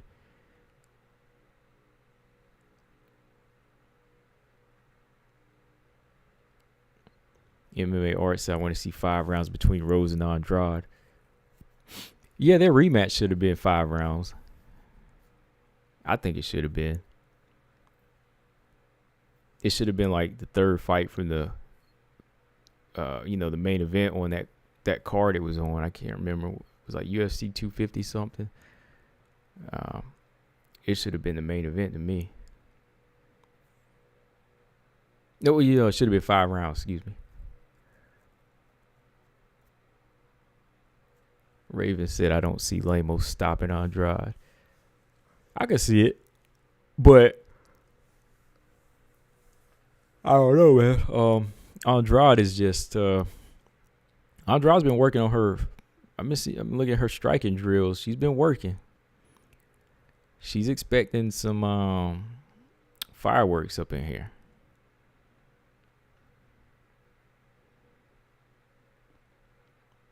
First name, last name. Says, after Marina's fight on Saturday, I don't think she can go 5 rounds with Rose. I don't know. I don't think don't know. Marina's never really had a problem with gas tank. Like, she started to come on strong in that third round. I don't know if that was just because she knew or thought she was losing the third round. Did Marina come on strong because she was having a second win? Or was it just because she thought it was the third round and, and she was about to lose? Because I was thinking maybe if it was a 5-round fight with Xiaonan, Marina probably would have won. Because sometimes if she starts slow, she starts to pick it up. I don't know, though. I mean, my opinion, my perspective, I thought Marina Rodriguez felt she was losing. That's why she tried to rally back, right? I thought she tried to rally back here. But Rose, I don't know. Rose just got too many different type of levels for some of the things that Marina was bringing. Like, what was that question y'all asked the other day? I don't know, man. That question still got me. Who's the best striker in the strawweight division? Not boxing, not Muay Thai, but just like MMA striking. Oh, man, like, I was thinking about that. Like, I said Marina, but I don't know, man. It probably would have to be Wei Li. If you're talking about mixed martial arts striking between Wei Li and Marina, not putting Rose in the conversation. Between Marina and Wei Li, I guess you would have to say Wei Li because as an MMA striker, she is mixing it up. She counters, she throws volume, got a good leg kick. She got good movement. No, BJ, I'm not talking about I said between Marina and Wei Li. I didn't say Joanna. Now, if I throw Joanna in there, I'll say Joanna. But I said Wei Li and Marina. I said Wei Li and Marina. I didn't say Joanna. If I say Joanna, we can say Joanna. All right. I said Wei Li and Marina. Who is better between Wei Li and Marina? I didn't say Joanna. And I didn't say Rose. George, what's going on? George says, so who will be going on to fight Ebos? Man, I think Ebos and Nina Azaroff. I'm trying to put her in there, man. Oh, I'm just messing with y'all. The first name, last name, say okay. I'm just messing. Yeah, okay. You said Wei Li. Yeah, like Muay Thai fighter, I would say Marina. But I had to think about it. Like when y'all brought it up Saturday, I said Marina right off top. But then when I thought about mixed martial arts striking, I was like, oh, yeah.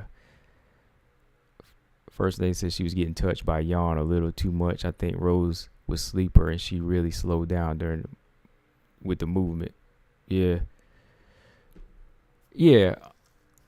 When I thought about it, I was like, okay, just MMA striking, period. Like, Marina still has some problems on adjusting to her game, like to different styles. But I think it could be because of resume too. But let's put it this way: who's got? Nah, that ain't a good question because you would say no, that ain't gonna work. I was gonna say because of resume, but no, Wei Li got the better resume, right? I mean, stopping Andrade, he fighting Rose twice. Fighting Joanna. Yeah. But I mean, early on, like, Maria's resume was solid. Still is. I don't know. But yeah, definitely MMA striking. Joanna is, okay, yeah. Probably hands down the best because she transitioned her Muay Thai into the best form that works for her and dominates for rounds. But if you're talking Wei Li and Marina, yeah, you got to say Wei Li because she counterpunched and stopped Jessica Andrade, and she put a Nerf ball on Joanna's head in that fight. So, yeah, she got good MMA striking. But, yeah, that's a good conversation. I mean, like, strikers and Strawweight has a lot of good strikers, man. Strawweight's got a lot of good strikers. Now, if we talk best MMA striker in the flyweight division, I mean, hands down, Valentina, right? But who's like the next best one? I guess Caitlin Chikagan is, right? Because, you know, it's not really like a striker-heavy division, flyweight. You know, flyweight's kind of it's kind of like a mixture. Well, I guess another MMA striker flyweight that's good would be Grasso. Grasso's good. Stamina, what's going on? He said, Jan leveled up, no doubt. Marina looked to be on a little of what Nunes was on versus Pena. A bit impulsive, not as sharp to me. That's all I was saying. Very, I don't know, like almost relaxed. Like she didn't know to come on strong. I don't know. Raven said Taylor is a better kickboxer as Valentina. Taylor a better kickboxer versus Valentina? You must be kidding. Who said that? Oh, hold on. I gotta sit up. Who said that? I gotta go back to comment section. Hold on. Oh, Robot Chicken said nobody will give me props. I'm tooting my horn. I said Jan would be different training with Borsev. No, I heard you on that. I remember you said that. I thought that too. I mean, I didn't call it out like you did, but I had mentioned that too, like in another video, like when she started working, you know, as far as her grappling and her wrestling together, like she said, it definitely made an improvement. Yeah. Like I think she's going to get better from here.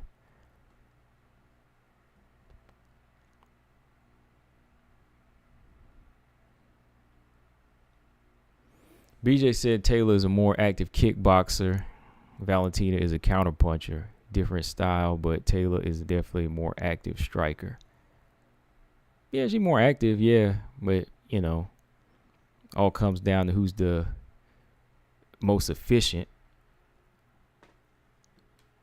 You know, you can be active, but it comes down to who's going to be more efficient and technical. Doesn't waste anything, you know. Oh, Cachoeira. BJ said Cachoeira is one of the best flyweight strikers. Ulysses said Manon. I want to see what she can do in this Jennifer Maia fight first. Like, I want to see her a couple more fights. I want to see a couple more fights from Manon, and you know, just for the UFC level, and then I'll rate that for sure. All right, y'all saw my poll yesterday. The poll I put up.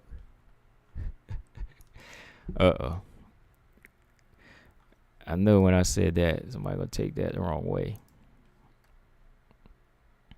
You saw the poll that I put up. Okay, let me correct how I said it, because I know somebody gonna try to be funny off of that.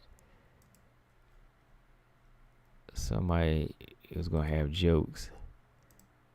Poll, POLL.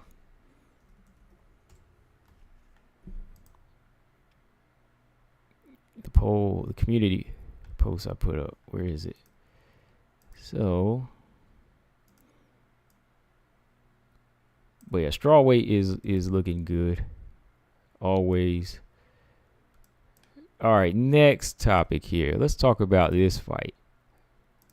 How do you see it going? How do you see this fight going? Where are we at? There we go. Here we go, y'all. All right. Yes.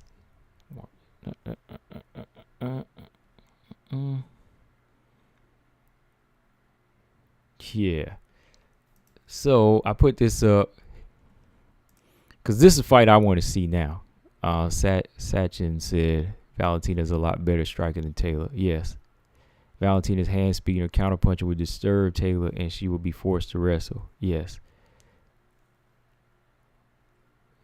Stamina said well saved. Yes. I had to say it because I know somebody going to try to start. I was like, okay. Y'all saw the poll I put up. Okay. So here we go, y'all. We're going to fantasy fight. It's not even really much of a fantasy fight. This fight can happen. Y'all know this fight right here can happen, right? I want to see it. I want to see this fight right here. Marina Moroz and Casey O'Neill. I want to see this fight right here. I put up the poll, yeah. And Marina Moroz, a lot of y'all said 68% picked Marina Moroz, 32% picked Casey O'Neill. And let's not act like this fight doesn't mean anything because it does mean something. You know, it does mean something. This fight can happen. You know why? Because Marina Moroz could very well much put herself in a position to fight up, which she is. Mastermind said Priscilla will win if she fight Valentina again with her recent win and aggressiveness. What? Stop it. Mark Robinson said, I think Taylor's too slow for Val. She would have to throw multiple shots in a row and try to force a mistake. Only other hope to bully her in the clinch. Pretty much. So, yeah. All right. Back to what I'm talking about. All right. Casey O'Neill and Moroz, this is a good fight. I said this is a good fight because if Casey O'Neill is in no rush to fight, for the champion, this is a good test now. You know why? Because if you're going to wait 4 years, 3 or 4 years, y'all listen now. If you're going to wait 3 or 4 years to not fight the champion, why not go ahead and get the best fight? You know, the best experience that you can. That's what it is. That's all it is.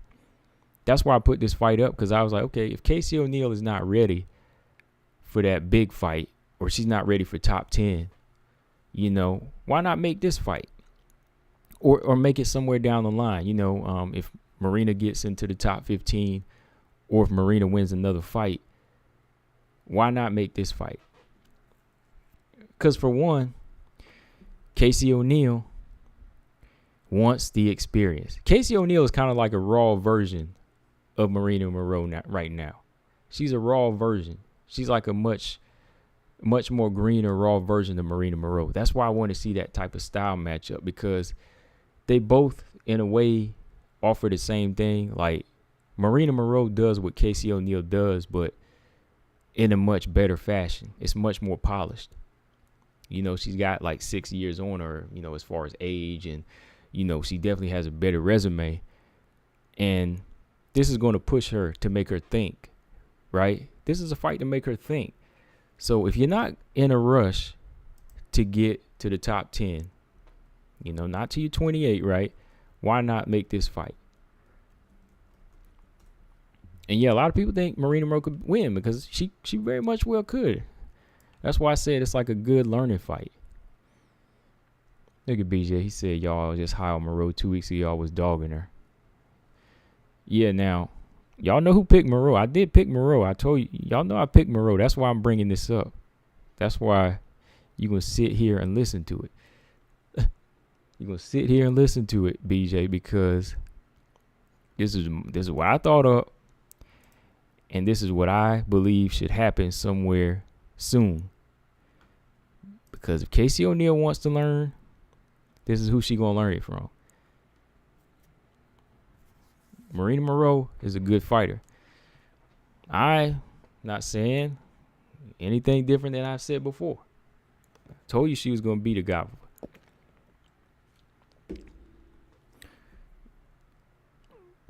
Two Beats, what's going on? He said, not everybody love Moroz.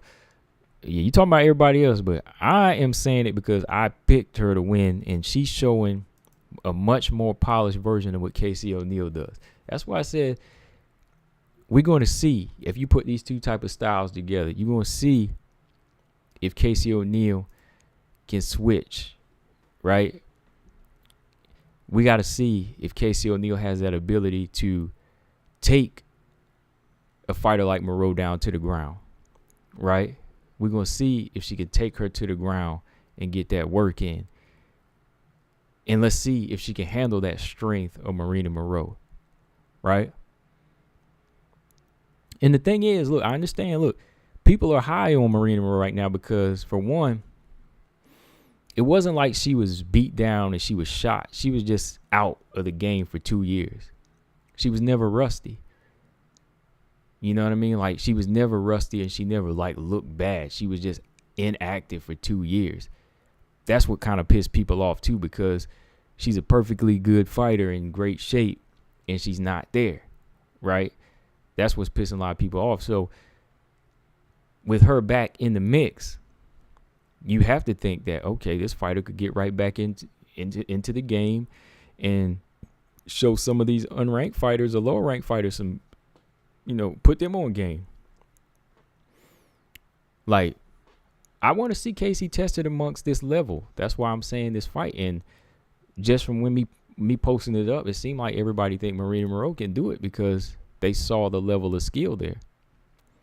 Now, Casey O'Neill is not Agapova. I know that. She is not Agapova at all. By no means, Casey O'Neill is not Agapova. Like, I don't see quit in Casey O'Neill. I don't see any type of quit in Casey O'Neill. Look at her face. Like, you want to see somebody that's mentally strong. She's mentally strong. That's her. So I want to see how that collides with a mentally tough fighter like Marina Moroz. Marina Moroz that can box and wrestle, that can take it to the ground and submit you. Right? But yeah, I think, not even based off of that win this past week, I think I would still have to say I lean towards Marina Moroz. But you never know. Casey O'Neill's not a small flyweight. And Casey O'Neill does pressure well, and she does have volume. Angela Hill was able to beat, what's her name? Marina Moroz, yeah. So anything is possible. I just would like to see like a polished version of somebody that wants to be well-rounded versus a green fighter that wants to be well-rounded, right? No problem with that. Let's see a battle of the jabs. Like, let's see. And right off top, I'll tell you, it'll kind of be a schooling on the feet for Marina Moroz because Marina Moroz showed you how she measures distance and how she stays out of the way of punches. Like, she boxes, boxes well. She's not going to get hit by basic jabs of Casey O'Neill. I mean, her combinations are sharp. Her combinations are sharp. Sharp combinations on somebody with, C- defense. That'll be fun for her. That'll be fun for her that night. Now, I think it'll be a battle of wits when it gets on the inside of the clinch. You know what I mean? It'll be definitely a battle of who can outlast who. Like whenever they try to press each other to the cage. All right. Now the Two Beasts is in here. Two Beasts, you brought it up, right? You brought up injuries from Marina Moroz and visa issues, right? Is that what it is? Like, they were never really clear about it. Like, because it was just so back to back to back. Like, was it ever just straight up and like, okay, if it was always visa and injury issues, like, why were they so quick to put her on a card so fast, right? Like, why would they just not let her sit back and heal up? Like, why would you schedule her to fight Taylor, Manon, De La Rosa, this person, that person, this person, that person, if it is an injury or visa issue, like that close together? That's why I want to know, like, was it? Sajin said, I think Tate. Yeah, I'm going to ask that question. Hold on. Who was that asked that question? Was it you? Sajin said, Miesha Tate versus Caitlin Chikagian. I got Caitlin Chikagian in that fight. I think Caitlin can keep it standing. And I think Caitlin in the clinch can be effective. I think she'll be effective, like, with knees and, just distance management. Because I think Caitlin's got an underrated ground game, man. Caitlin's got an underrated ground game. That's why I'm not going to say it's going to be easy. Sajin said, I think Tate's wrestling will be a problem for all the flyweights. So she's really strong for flyweight, but everything depends on Tate's successful weight cut. That and her defense. I see Caitlin touching her.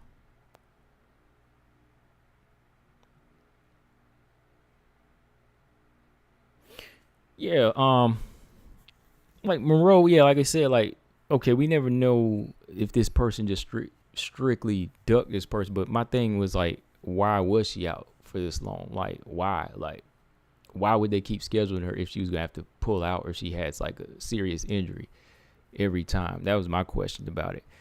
But if there really was no injury and it was just visa issues, then I don't really think she's missed a beat here. Yeah, Moroz pulled out of more fights than Casey O'Neal's had fights, right? But not even talking about the pull outside here. Mark Robinson said O'Neal seems to be average at everything, which you can argue makes her great overall. I don't know if she's actually great at any one thing. Yeah, I don't think she is great at one thing. And the thing is, she's only 24, so she can only get better or worse, right? So there's always room for growth. Like, average at this age is good, and I think that's where, she's average at everything right now, and that's good. To be average at number 15 is good, or number 14, whatever she is right now, because from here at 24 years old, at average, you can just get better, right? So if somebody says she's average, there's no need to type in all caps, BJ. We just saying that. I'm just saying that she needs to grow. Like, there's no need to go in all caps if we say Casey O'Neal's average, right? Because I think Mark is making the point that I've been making all this time, is that you don't have to do every one thing great, but you want to do a little bit of everything, right? And you want to get better at that. And let's admit, she just needs to get better at that. She just needs to keep growing and get better at that.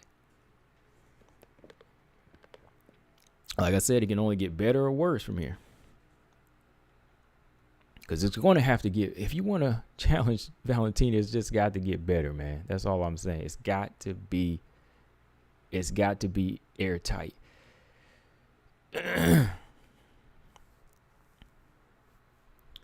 Tubi said, trust me, I was someone who was upset as well, but the only time she spoke publicly on the main issue was C-19 and the visa restrictions and complications. Sometimes you anticipate visas going through it, and they don't. I know sometimes they get that paperwork in late. I've heard that too. Like, something to do with the paperwork. They be waiting at the last minute. We just said, no, I'm not talking about her skill set. I'm talking about how everyone is all of a sudden Team Moroz. Oh man, yeah, I can't speak for them. I can only say what I call, man. I'm just, looking at different options here right now for the flyweight division, and I like Moroz's chances amongst this division if she's back. If she's back.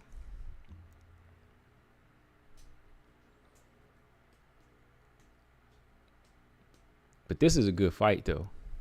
Moroz O'Neal is a good fight. If you ain't going nowhere, if you want to, get some fights in, get some experience in before you get to, the big test in Valentina, let's do it. Let's make this fight. Doesn't have to be next. Doesn't have to be next, but just somewhere after Marina Moroz maybe pulls out another W or something. Excuse me. Mastermind said Valentina's 34, Father Time's incoming. She'll be fragile. Father Time is coming. You know, I think it really depends on how you take care of yourself. And I think she's taking care of herself because she ain't really taking too much punishment. You know, Mastermind, like, she hasn't really, like, taken a lot of punishment that's going to make her age badly as far as, you know, fight years. Like, it's not like Xiaonan. You know, Xiaonan taking a lot of shots. You know, she's taking a lot of shots over the years. And, you know, that'll do it. That'll do it. Robot Chicken said, I don't like O'Neal's defense, but overall she's a good fighter. Yeah, that's all I'm saying. Like, I don't like her defense, but she's a good fighter, man. She likes to fight. She's a good fighter.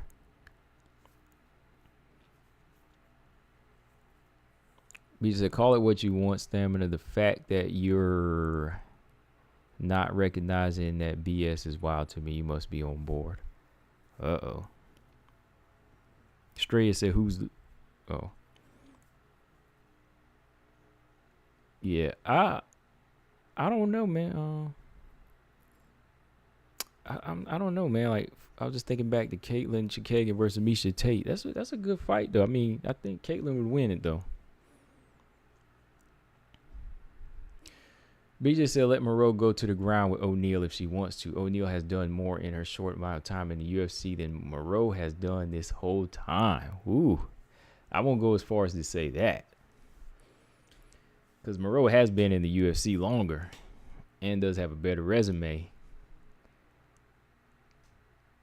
And don't get me wrong now. Don't get it twisted now. Moroz got a good ground game.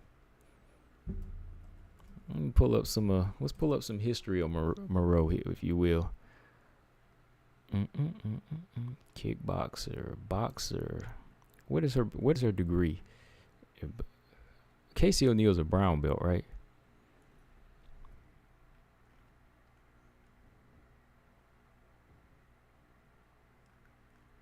Casey O'Neal's a brown belt, right?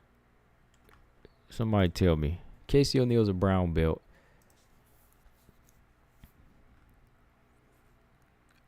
What is Marina Moroz? Like, what belt is she? Does anybody know?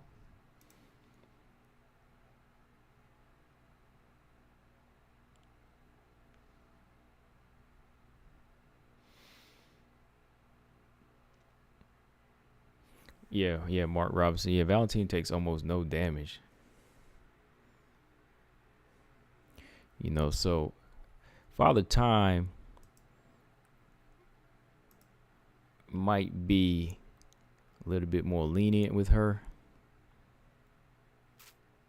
I mean, who knows what training is like now? Who knows what training is like as far as, you know, type of punishment you take, but I doubt it's anything this ever serious.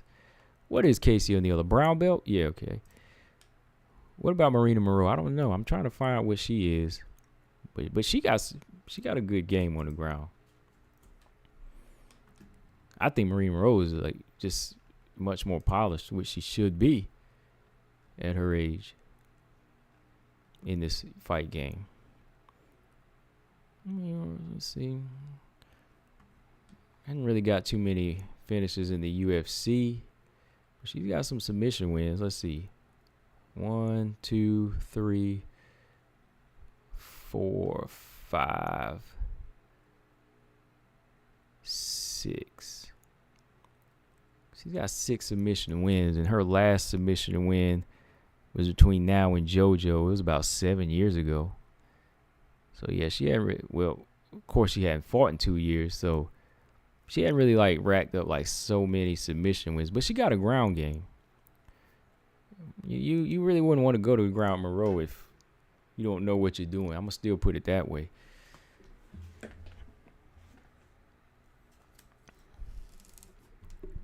Straya said Blanchfield and O'Neal aren't booked. Do you think that should be next?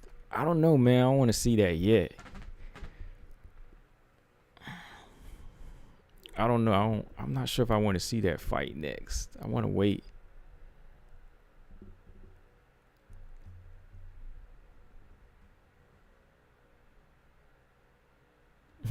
Stamina said time is not her father. Oh yeah, it's everybody's. I know what you're saying here, but it's everybody's.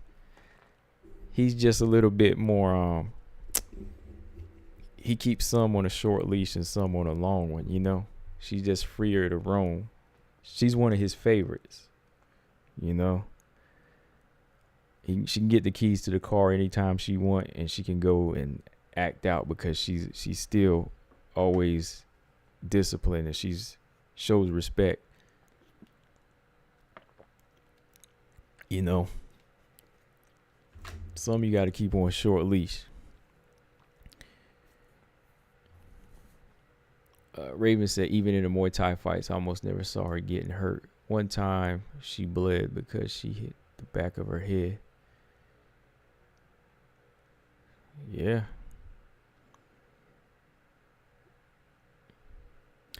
AM said, what if Santos' pieces up Val like Justin did Tony? That would be a sight. Yeah, that would be. I don't see it happening.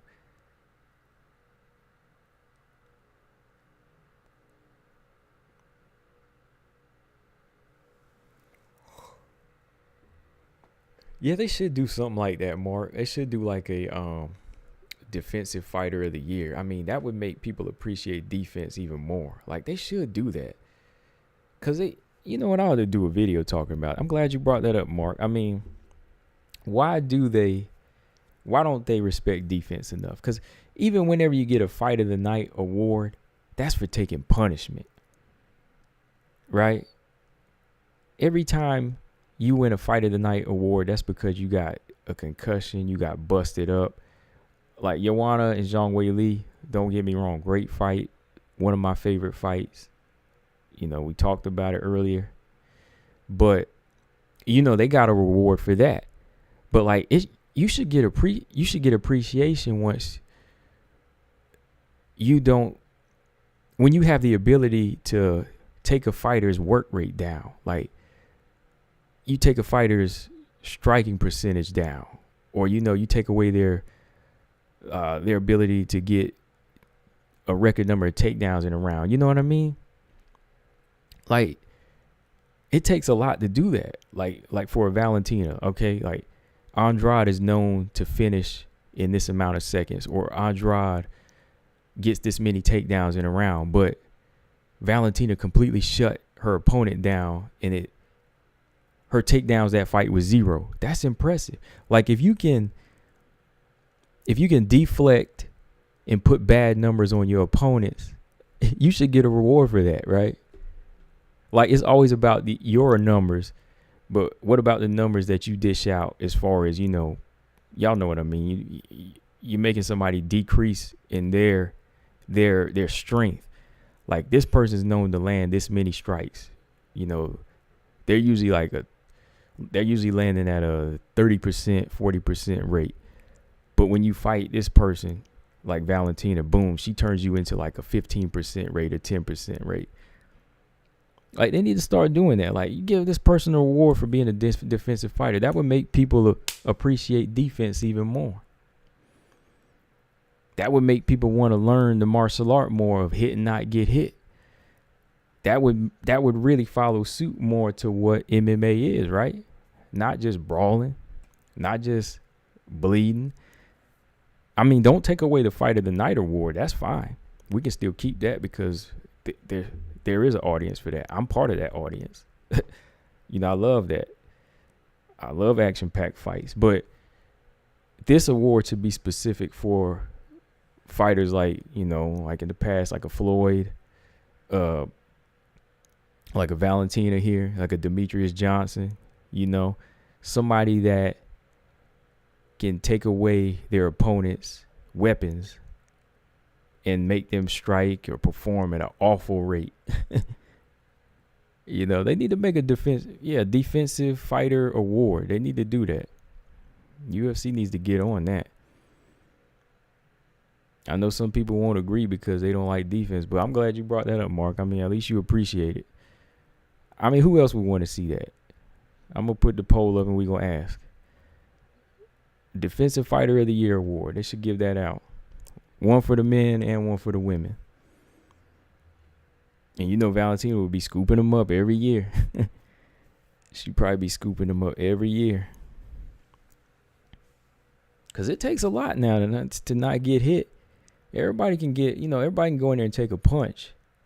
You can show how good your chin is. You know what I mean? That's easy. But, like, to avoid a kick or avoid a punch, ooh, come on now. To avoid getting cut all these years or, suffering, like, a lot of damage, that takes a lot of doggone concentration. I'm just saying.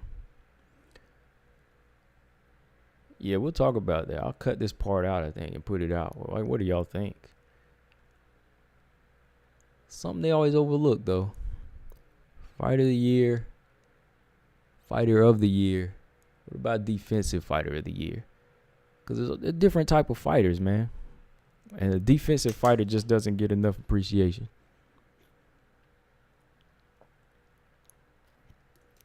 I don't think it does. I don't think they do. Okay. Mark Robinson said Jessica I, Chikag, and Andrade and Murphy basically never touched it. Maya, at least JJ did. Yeah, JJ did. She was like the only one.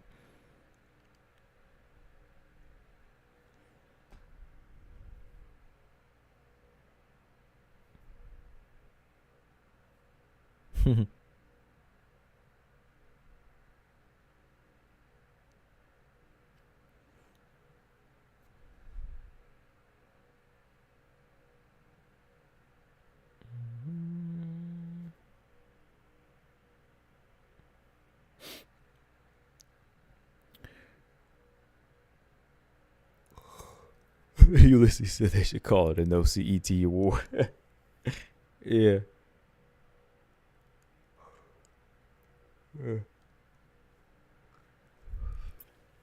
Brian Williams says called a performance bonus. Nah, it ain't the same. I'm talking about like a trophy. I'm talking about like a yearly trophy. They give out a yearly trophy for that, just like or like they do for like Fight of the Night. Performance bonus, I don't know, that kind of falls into what? Just performance. It's not focused solely on defense, right? I'm talking if somebody awarded off of numbers, not getting hit for X amount of fights a year, right? I mean, performance bonus is nice, but I mean, it'd be nice to be recognized for being a great defensive fighter.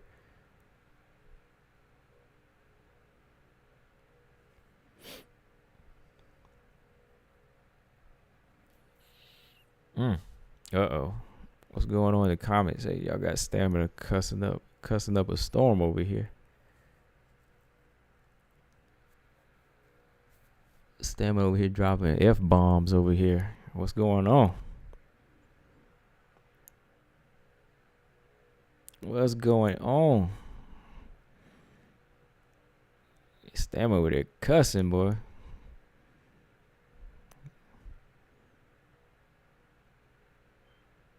What are you talking about? You going back? I think BJ set the trap. BJ tried to set that trap for me earlier. I was like, I ain't hearing that, man. Come on. Talking about some doggone, what did he say? I can't remember what he said. See, I can't remember. Got Stamina talking that good. AM said Ronda had the best striking defense. I almost laughed. I thought you said best striking, but yeah, best striking defense. As far as taking down, early on, yeah, Raven. First, I thought you meant best striking. I was like, what? Well, I mean, in her first few fights, if you try to strike with her, she take you down, so you didn't have to worry about it. Raven says she successfully defended strikes with her head. Yeah.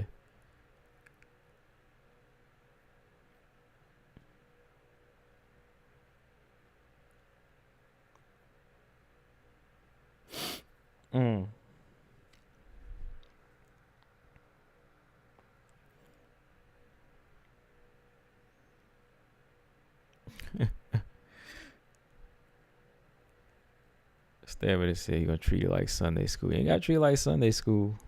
Maybe like a dinner with treat it like a dinner with your mom or dad.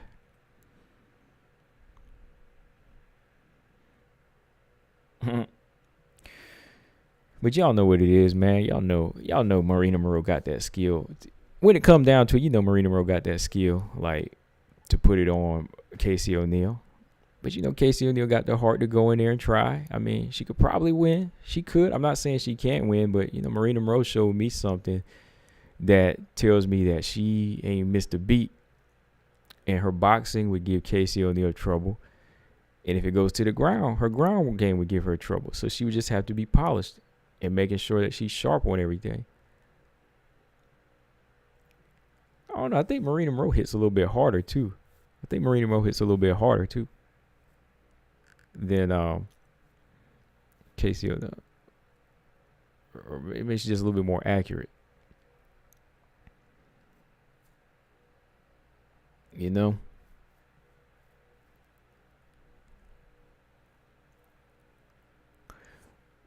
Let's see. I know tomorrow I'm jumping back on and we're going to talk about these fights. But let's see what we got here. Yeah, I just really wanted to discuss strawweight because strawweight, man, it's thriving, man. It's always been thriving. It's never going to stop.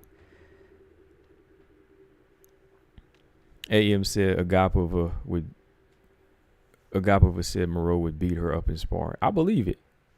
I mean, the way she fought, AM, you saw the way Moroz fought. Moroz fought like somebody that knew her inside out, just like Kobe, right? Same way Kobe knew Masvidal. He knew Masvidal didn't have any wrestling, So, yeah, Agapova, I believe she did get that work in the gym, and Moroz knew going into this fight, she was like, okay, I've been off for 2 years. I'll take this fight. I got this.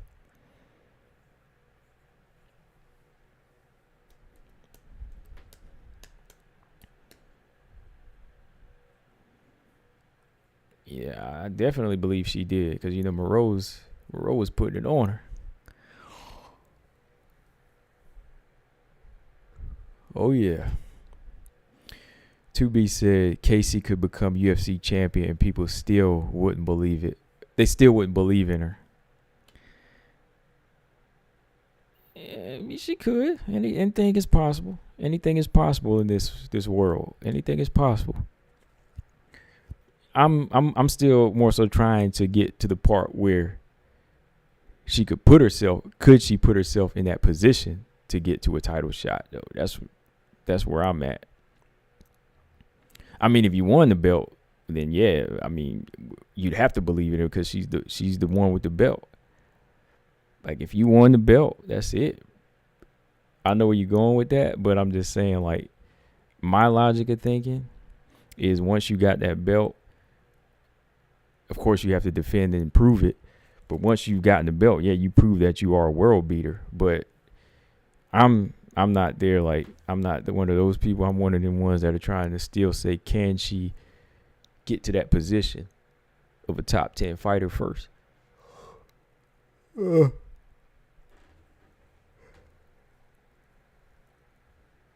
man. So Michelle Waterson, this is unfortunate news. Y'all already saw my video, is out for however long. So with her out, Amanda Ebos doesn't have a fight, right? Mark Robinson said, I still think Ebos beats Dern if they fight again. That win was super legit for Ebos. Yeah, that was probably like one of the most, to me, that's still her most significant win to date. That's her significant win to date to me, Ebos. And she'll do it again. So significant, I think Ebos beats Dern 5 out of 5 times. What'd you think, Mark?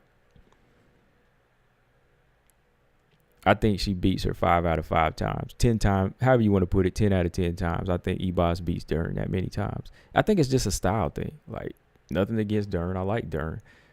Dern can beat some other fighters out here, but I think that type of style, Ebos just can beat over and over and over again.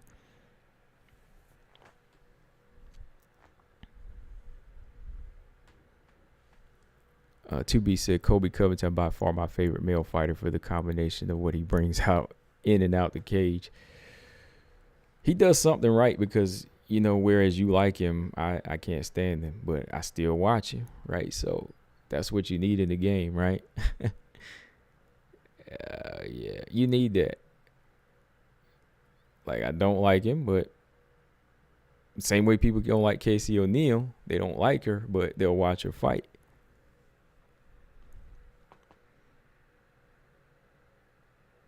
That's kind of how it is with me, you know. Ain't really nothing like to the point where I hate a man or hate him, but I respect his fight. I respect his work ethic all day, and that's all these fighters should want from us when it comes down to it, is that we respect them as fighters, and that, you know, we'll watch them fight. That's all they should want from us.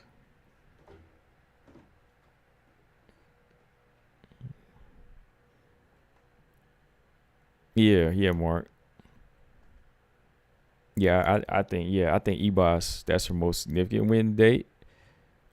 I wish she was fighting, man. I wish she could get a fight, man. Like, who do you think she should fight, Mark? I meant to ask y'all that question. Like, since you brought up Ebos, Mark, who does Ebos fight with Waterson out? Should she wait, or should she wait for something else, or who does she fight?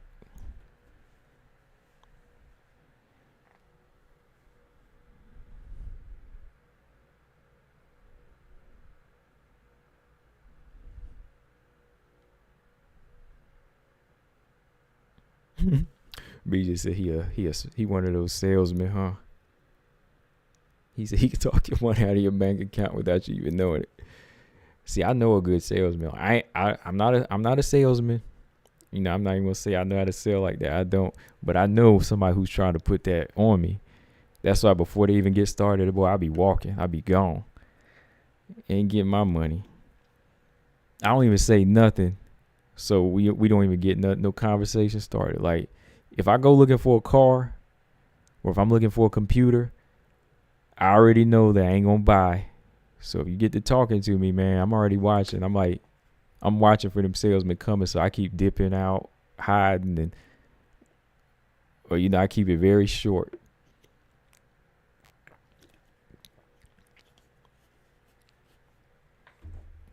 BJ over here, if I went in a store somewhere, BJ probably gonna try to talk to some WMMA with me or something like that, and we're gonna stir up a conversation, and then he gonna try to get me to buy all his computers or buy a car off a lot.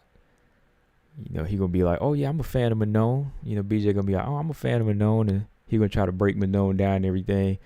Think I'm gonna buy a car from him or something. Or like, oh yeah, man, BJ, hey, you just sold me a car.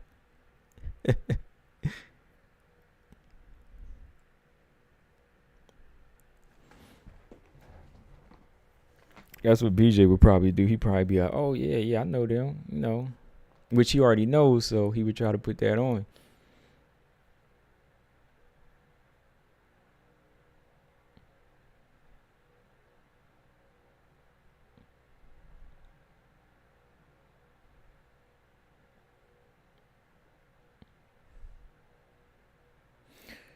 Brian said, Angela Hill, I'm taking Ebos by controversial split decision. Yeah, that fight was supposed to be scheduled twice, so yeah, we could make. No, Verna Genderova's already got it. Yeah, Verna Genderova and Angela Hill gonna fight, so I ain't gonna mention that one.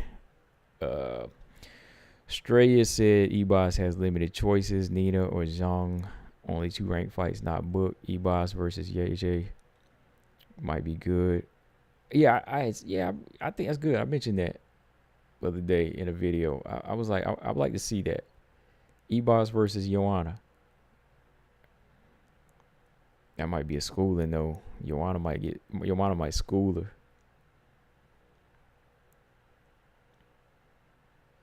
Lolita, what's up? Lolita said Kobe is a sorry low life, and so is Poirier. With all the garbage they are talking about each other's families, women fighters might talk garbage about one another's skill level, but maintain class. Yeah.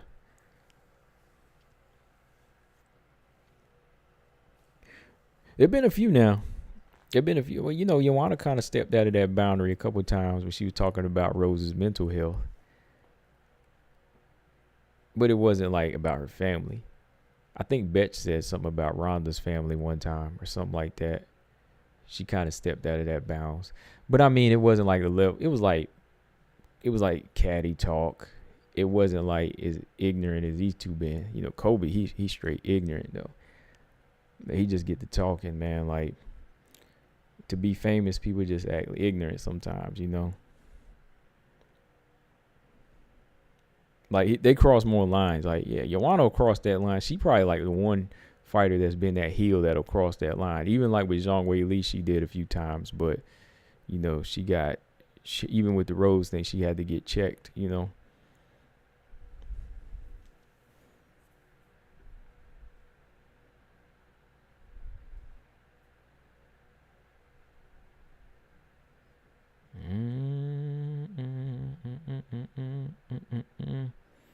Mark said, I want Ebos to fight up as she's coming off a win against Verna, probably Nina.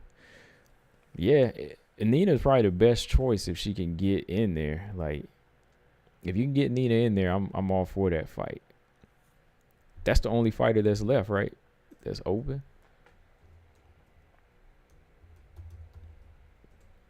I think it's raining out here. I didn't even know it's raining.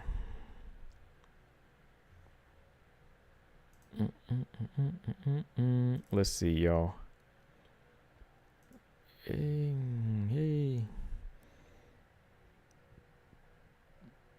Okay. Ebos is number 9.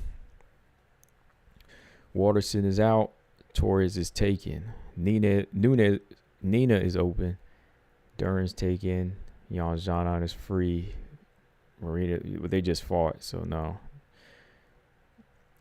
Zhang is waiting until summer.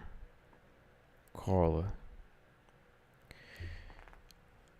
Ebos ain't too far from who's Jessica Panay fighting? Let's go ahead and put Jessica Panay in there with her. What about that? Why not Jessica Panay? If Jessica Panay have an opponent, let's go ahead and do that. What about that, Mark? You like that fight? Jessica Panay versus Ebos. Ulysses said Kobe brings kids to the table. I don't like that much. Yeah, I don't either.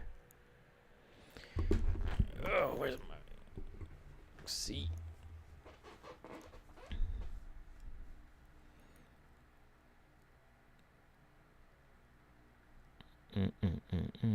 Lolita said women are insinuating incest and questionable parentage of their children.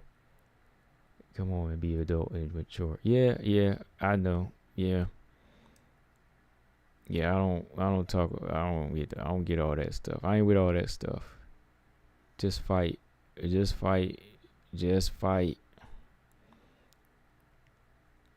Stop that weirdo talk. I mean, that's your life and what you do. Go ahead and do it, but stop being weird and don't mention kids.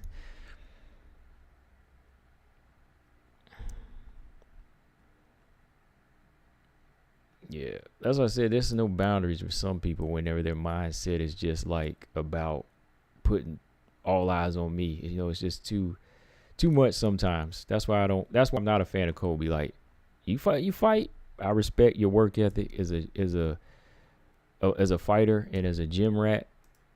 Yeah, I respect that all day long. But as far as the person you are outside of the octagon, no, I don't want to be associated with that.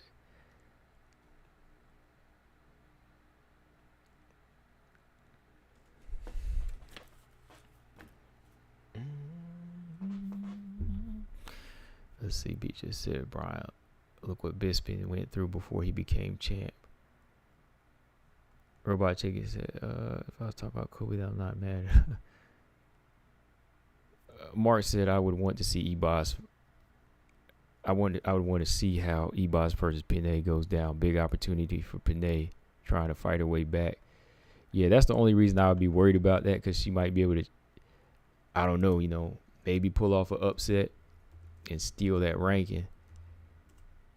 And right now, I just really want to see Amanda Ebos, because I just think, there's a lot of excitement and promise in Ebos right now. 39 and she's 28. Yeah, Ebos is, she good fighter, man. She got to get it.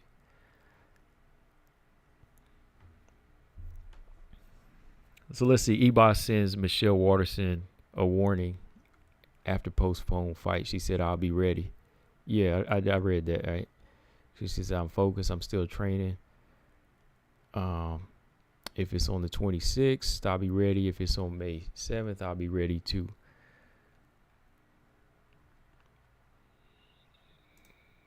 Whether or not it's going to be her, we don't know.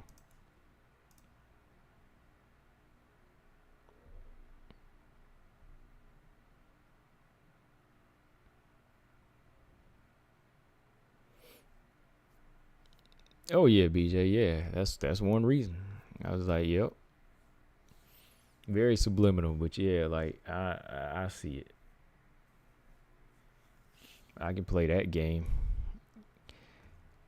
Because the minute y'all say he doesn't without him calling it out, then I'm the paranoid crazy one. But yeah, I see it, man. So I was like, you want to play that game? I'll play that game.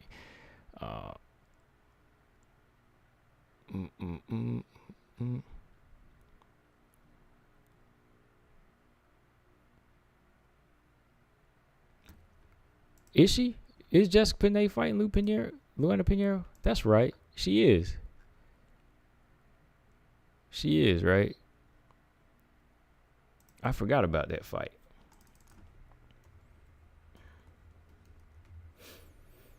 Let's see. Jessica Panay. Or did it get canceled?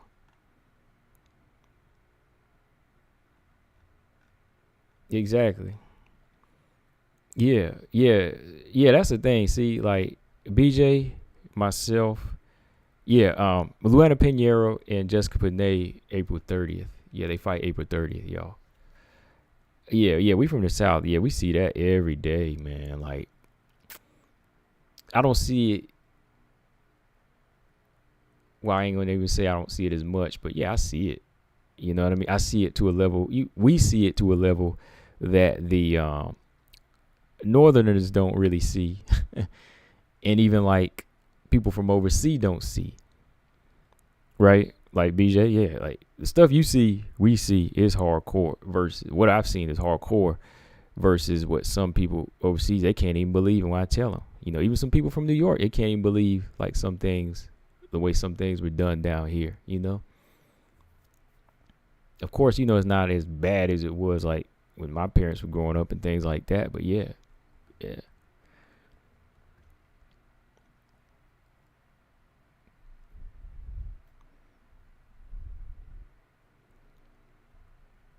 Well, he better not be mad at BJ because his father's black now. He got, his father, Usman is his son. Usman, he's Usman's son now.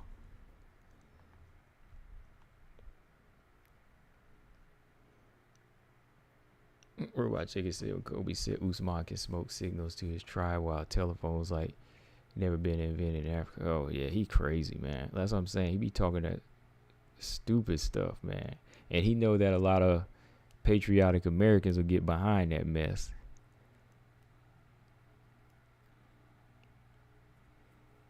Talking all that, talking that mess like that, man. That's what I'm saying. Like, Kobe gonna say ignorant stuff about smokes. Come on, man. Like you he sound like somebody in high school, like a high school. It's the type of stuff you heard in high school. That's why I said, okay, as a fighter, yeah, I can look at him, but as a person, probably laid him out. You know what I mean? He's just too much, man. Ulysses said he beats Leon Edwards, though. I don't know about that. I'm going to go with Leon Edwards. I'm still going with Leon Edwards on that.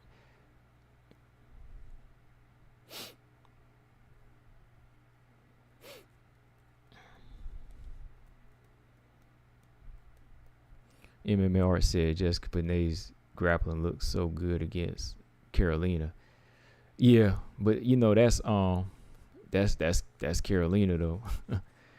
That's Carolina,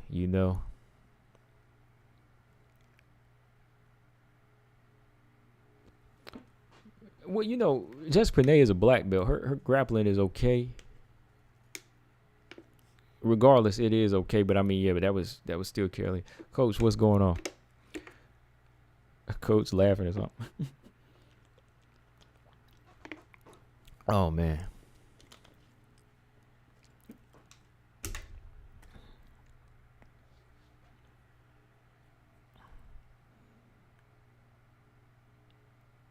Yeah, I mean, yeah, straight. That's how I see. I mean, yeah, as a fighter, I mean, like, okay, he do his thing, but yeah, that's as far as it go.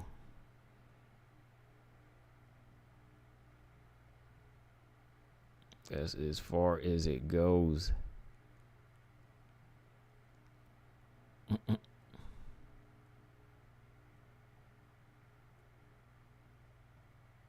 Man, let me see. We got, hold on. AM.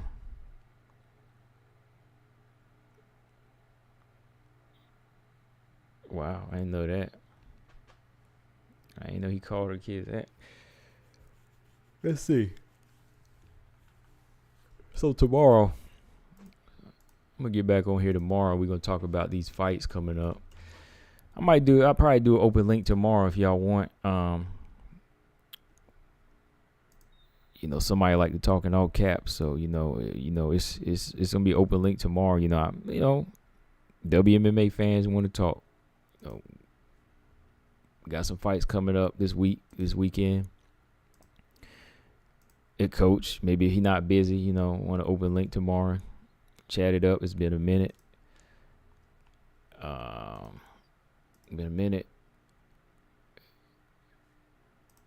Wow, sorry, March 12th coming up this weekend, right? Not a lot of fights, but we're gonna talk about it tomorrow. So I'll probably open link it. We can talk about these flyweight fights tomorrow. Sabina Mazo and Miranda Maverick. I want to go into that tomorrow. JJ Aldridge and Jillian Robertson. Oh, you know what I wanted to talk about too, man? Real quick, who all watched that PFL card, man? Who watched that PFL card? Before I get off here, who watched that PFL card? I didn't watch it, man. I didn't know it was another app I got to pay for. I thought it was going to be on ESPN.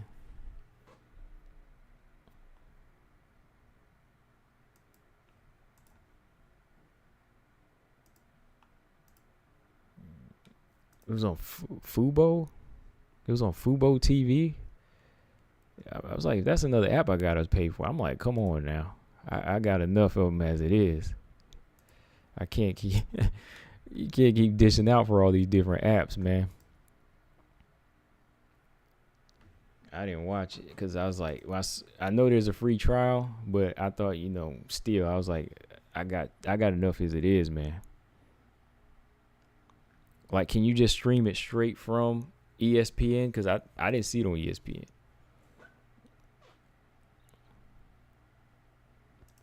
It was supposed to be on that Fubo TV. And I was like, another app I got to download on my phone. I was like, I can't right now. I got enough to keep up with. BJ said, I did. All of them PFL chicks look like amateurs. So are they fighting to fight Kayla Harrison next, or are they just trying to get a contract with PFL? Is that what they're doing? Are they already at that point where they're going to be fighting in a tournament, or are they trying to fight for a PFL contract, period? Like, what's the deal with this one? Because I haven't really been keeping up with it. And I guess they should have been fighting like amateurs, right, BJ? Because they're like 0-0 and 1-0. Like, some of them maybe have no fights yet, right? So they probably shouldn't be fighting for Kayla to fight Kayla next. Hold on, let me see this roster. The Challenger Series roster. So it's like the Contender Series, right? They call it the Challenger Series, and it ain't on ESPN. So it's not like a full-on tournament yet. It's like, oh yeah. See, like it's a lot of fighters that are 1-0. These are just like a lot of new blood coming in. This is just like new blood coming in. So yeah, none of them are ready for that.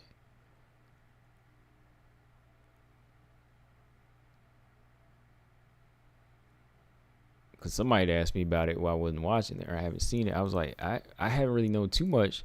I did talk about it once, but I haven't really been keeping up with it. But then when I saw it was on another app, I was like, oh man, I don't have this app. I was like, I don't have a lot of room to keep downloading all these apps. Okay, yeah. Olivia Parker's in here, yeah.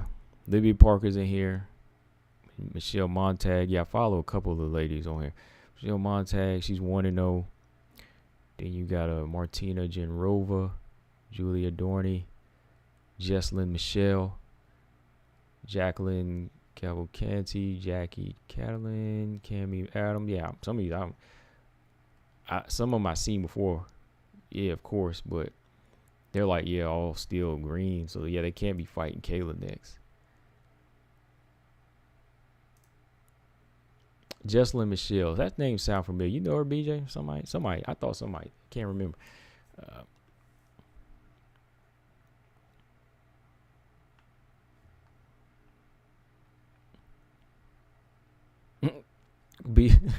Stamina getting his buttons pressed today. BJ hitting them buttons today, boy.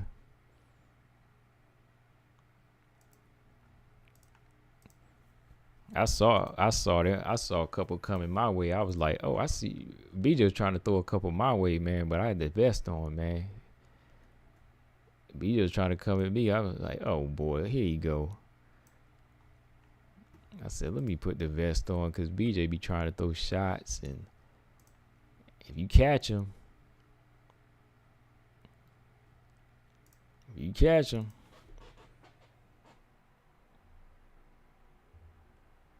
hold on. What's this?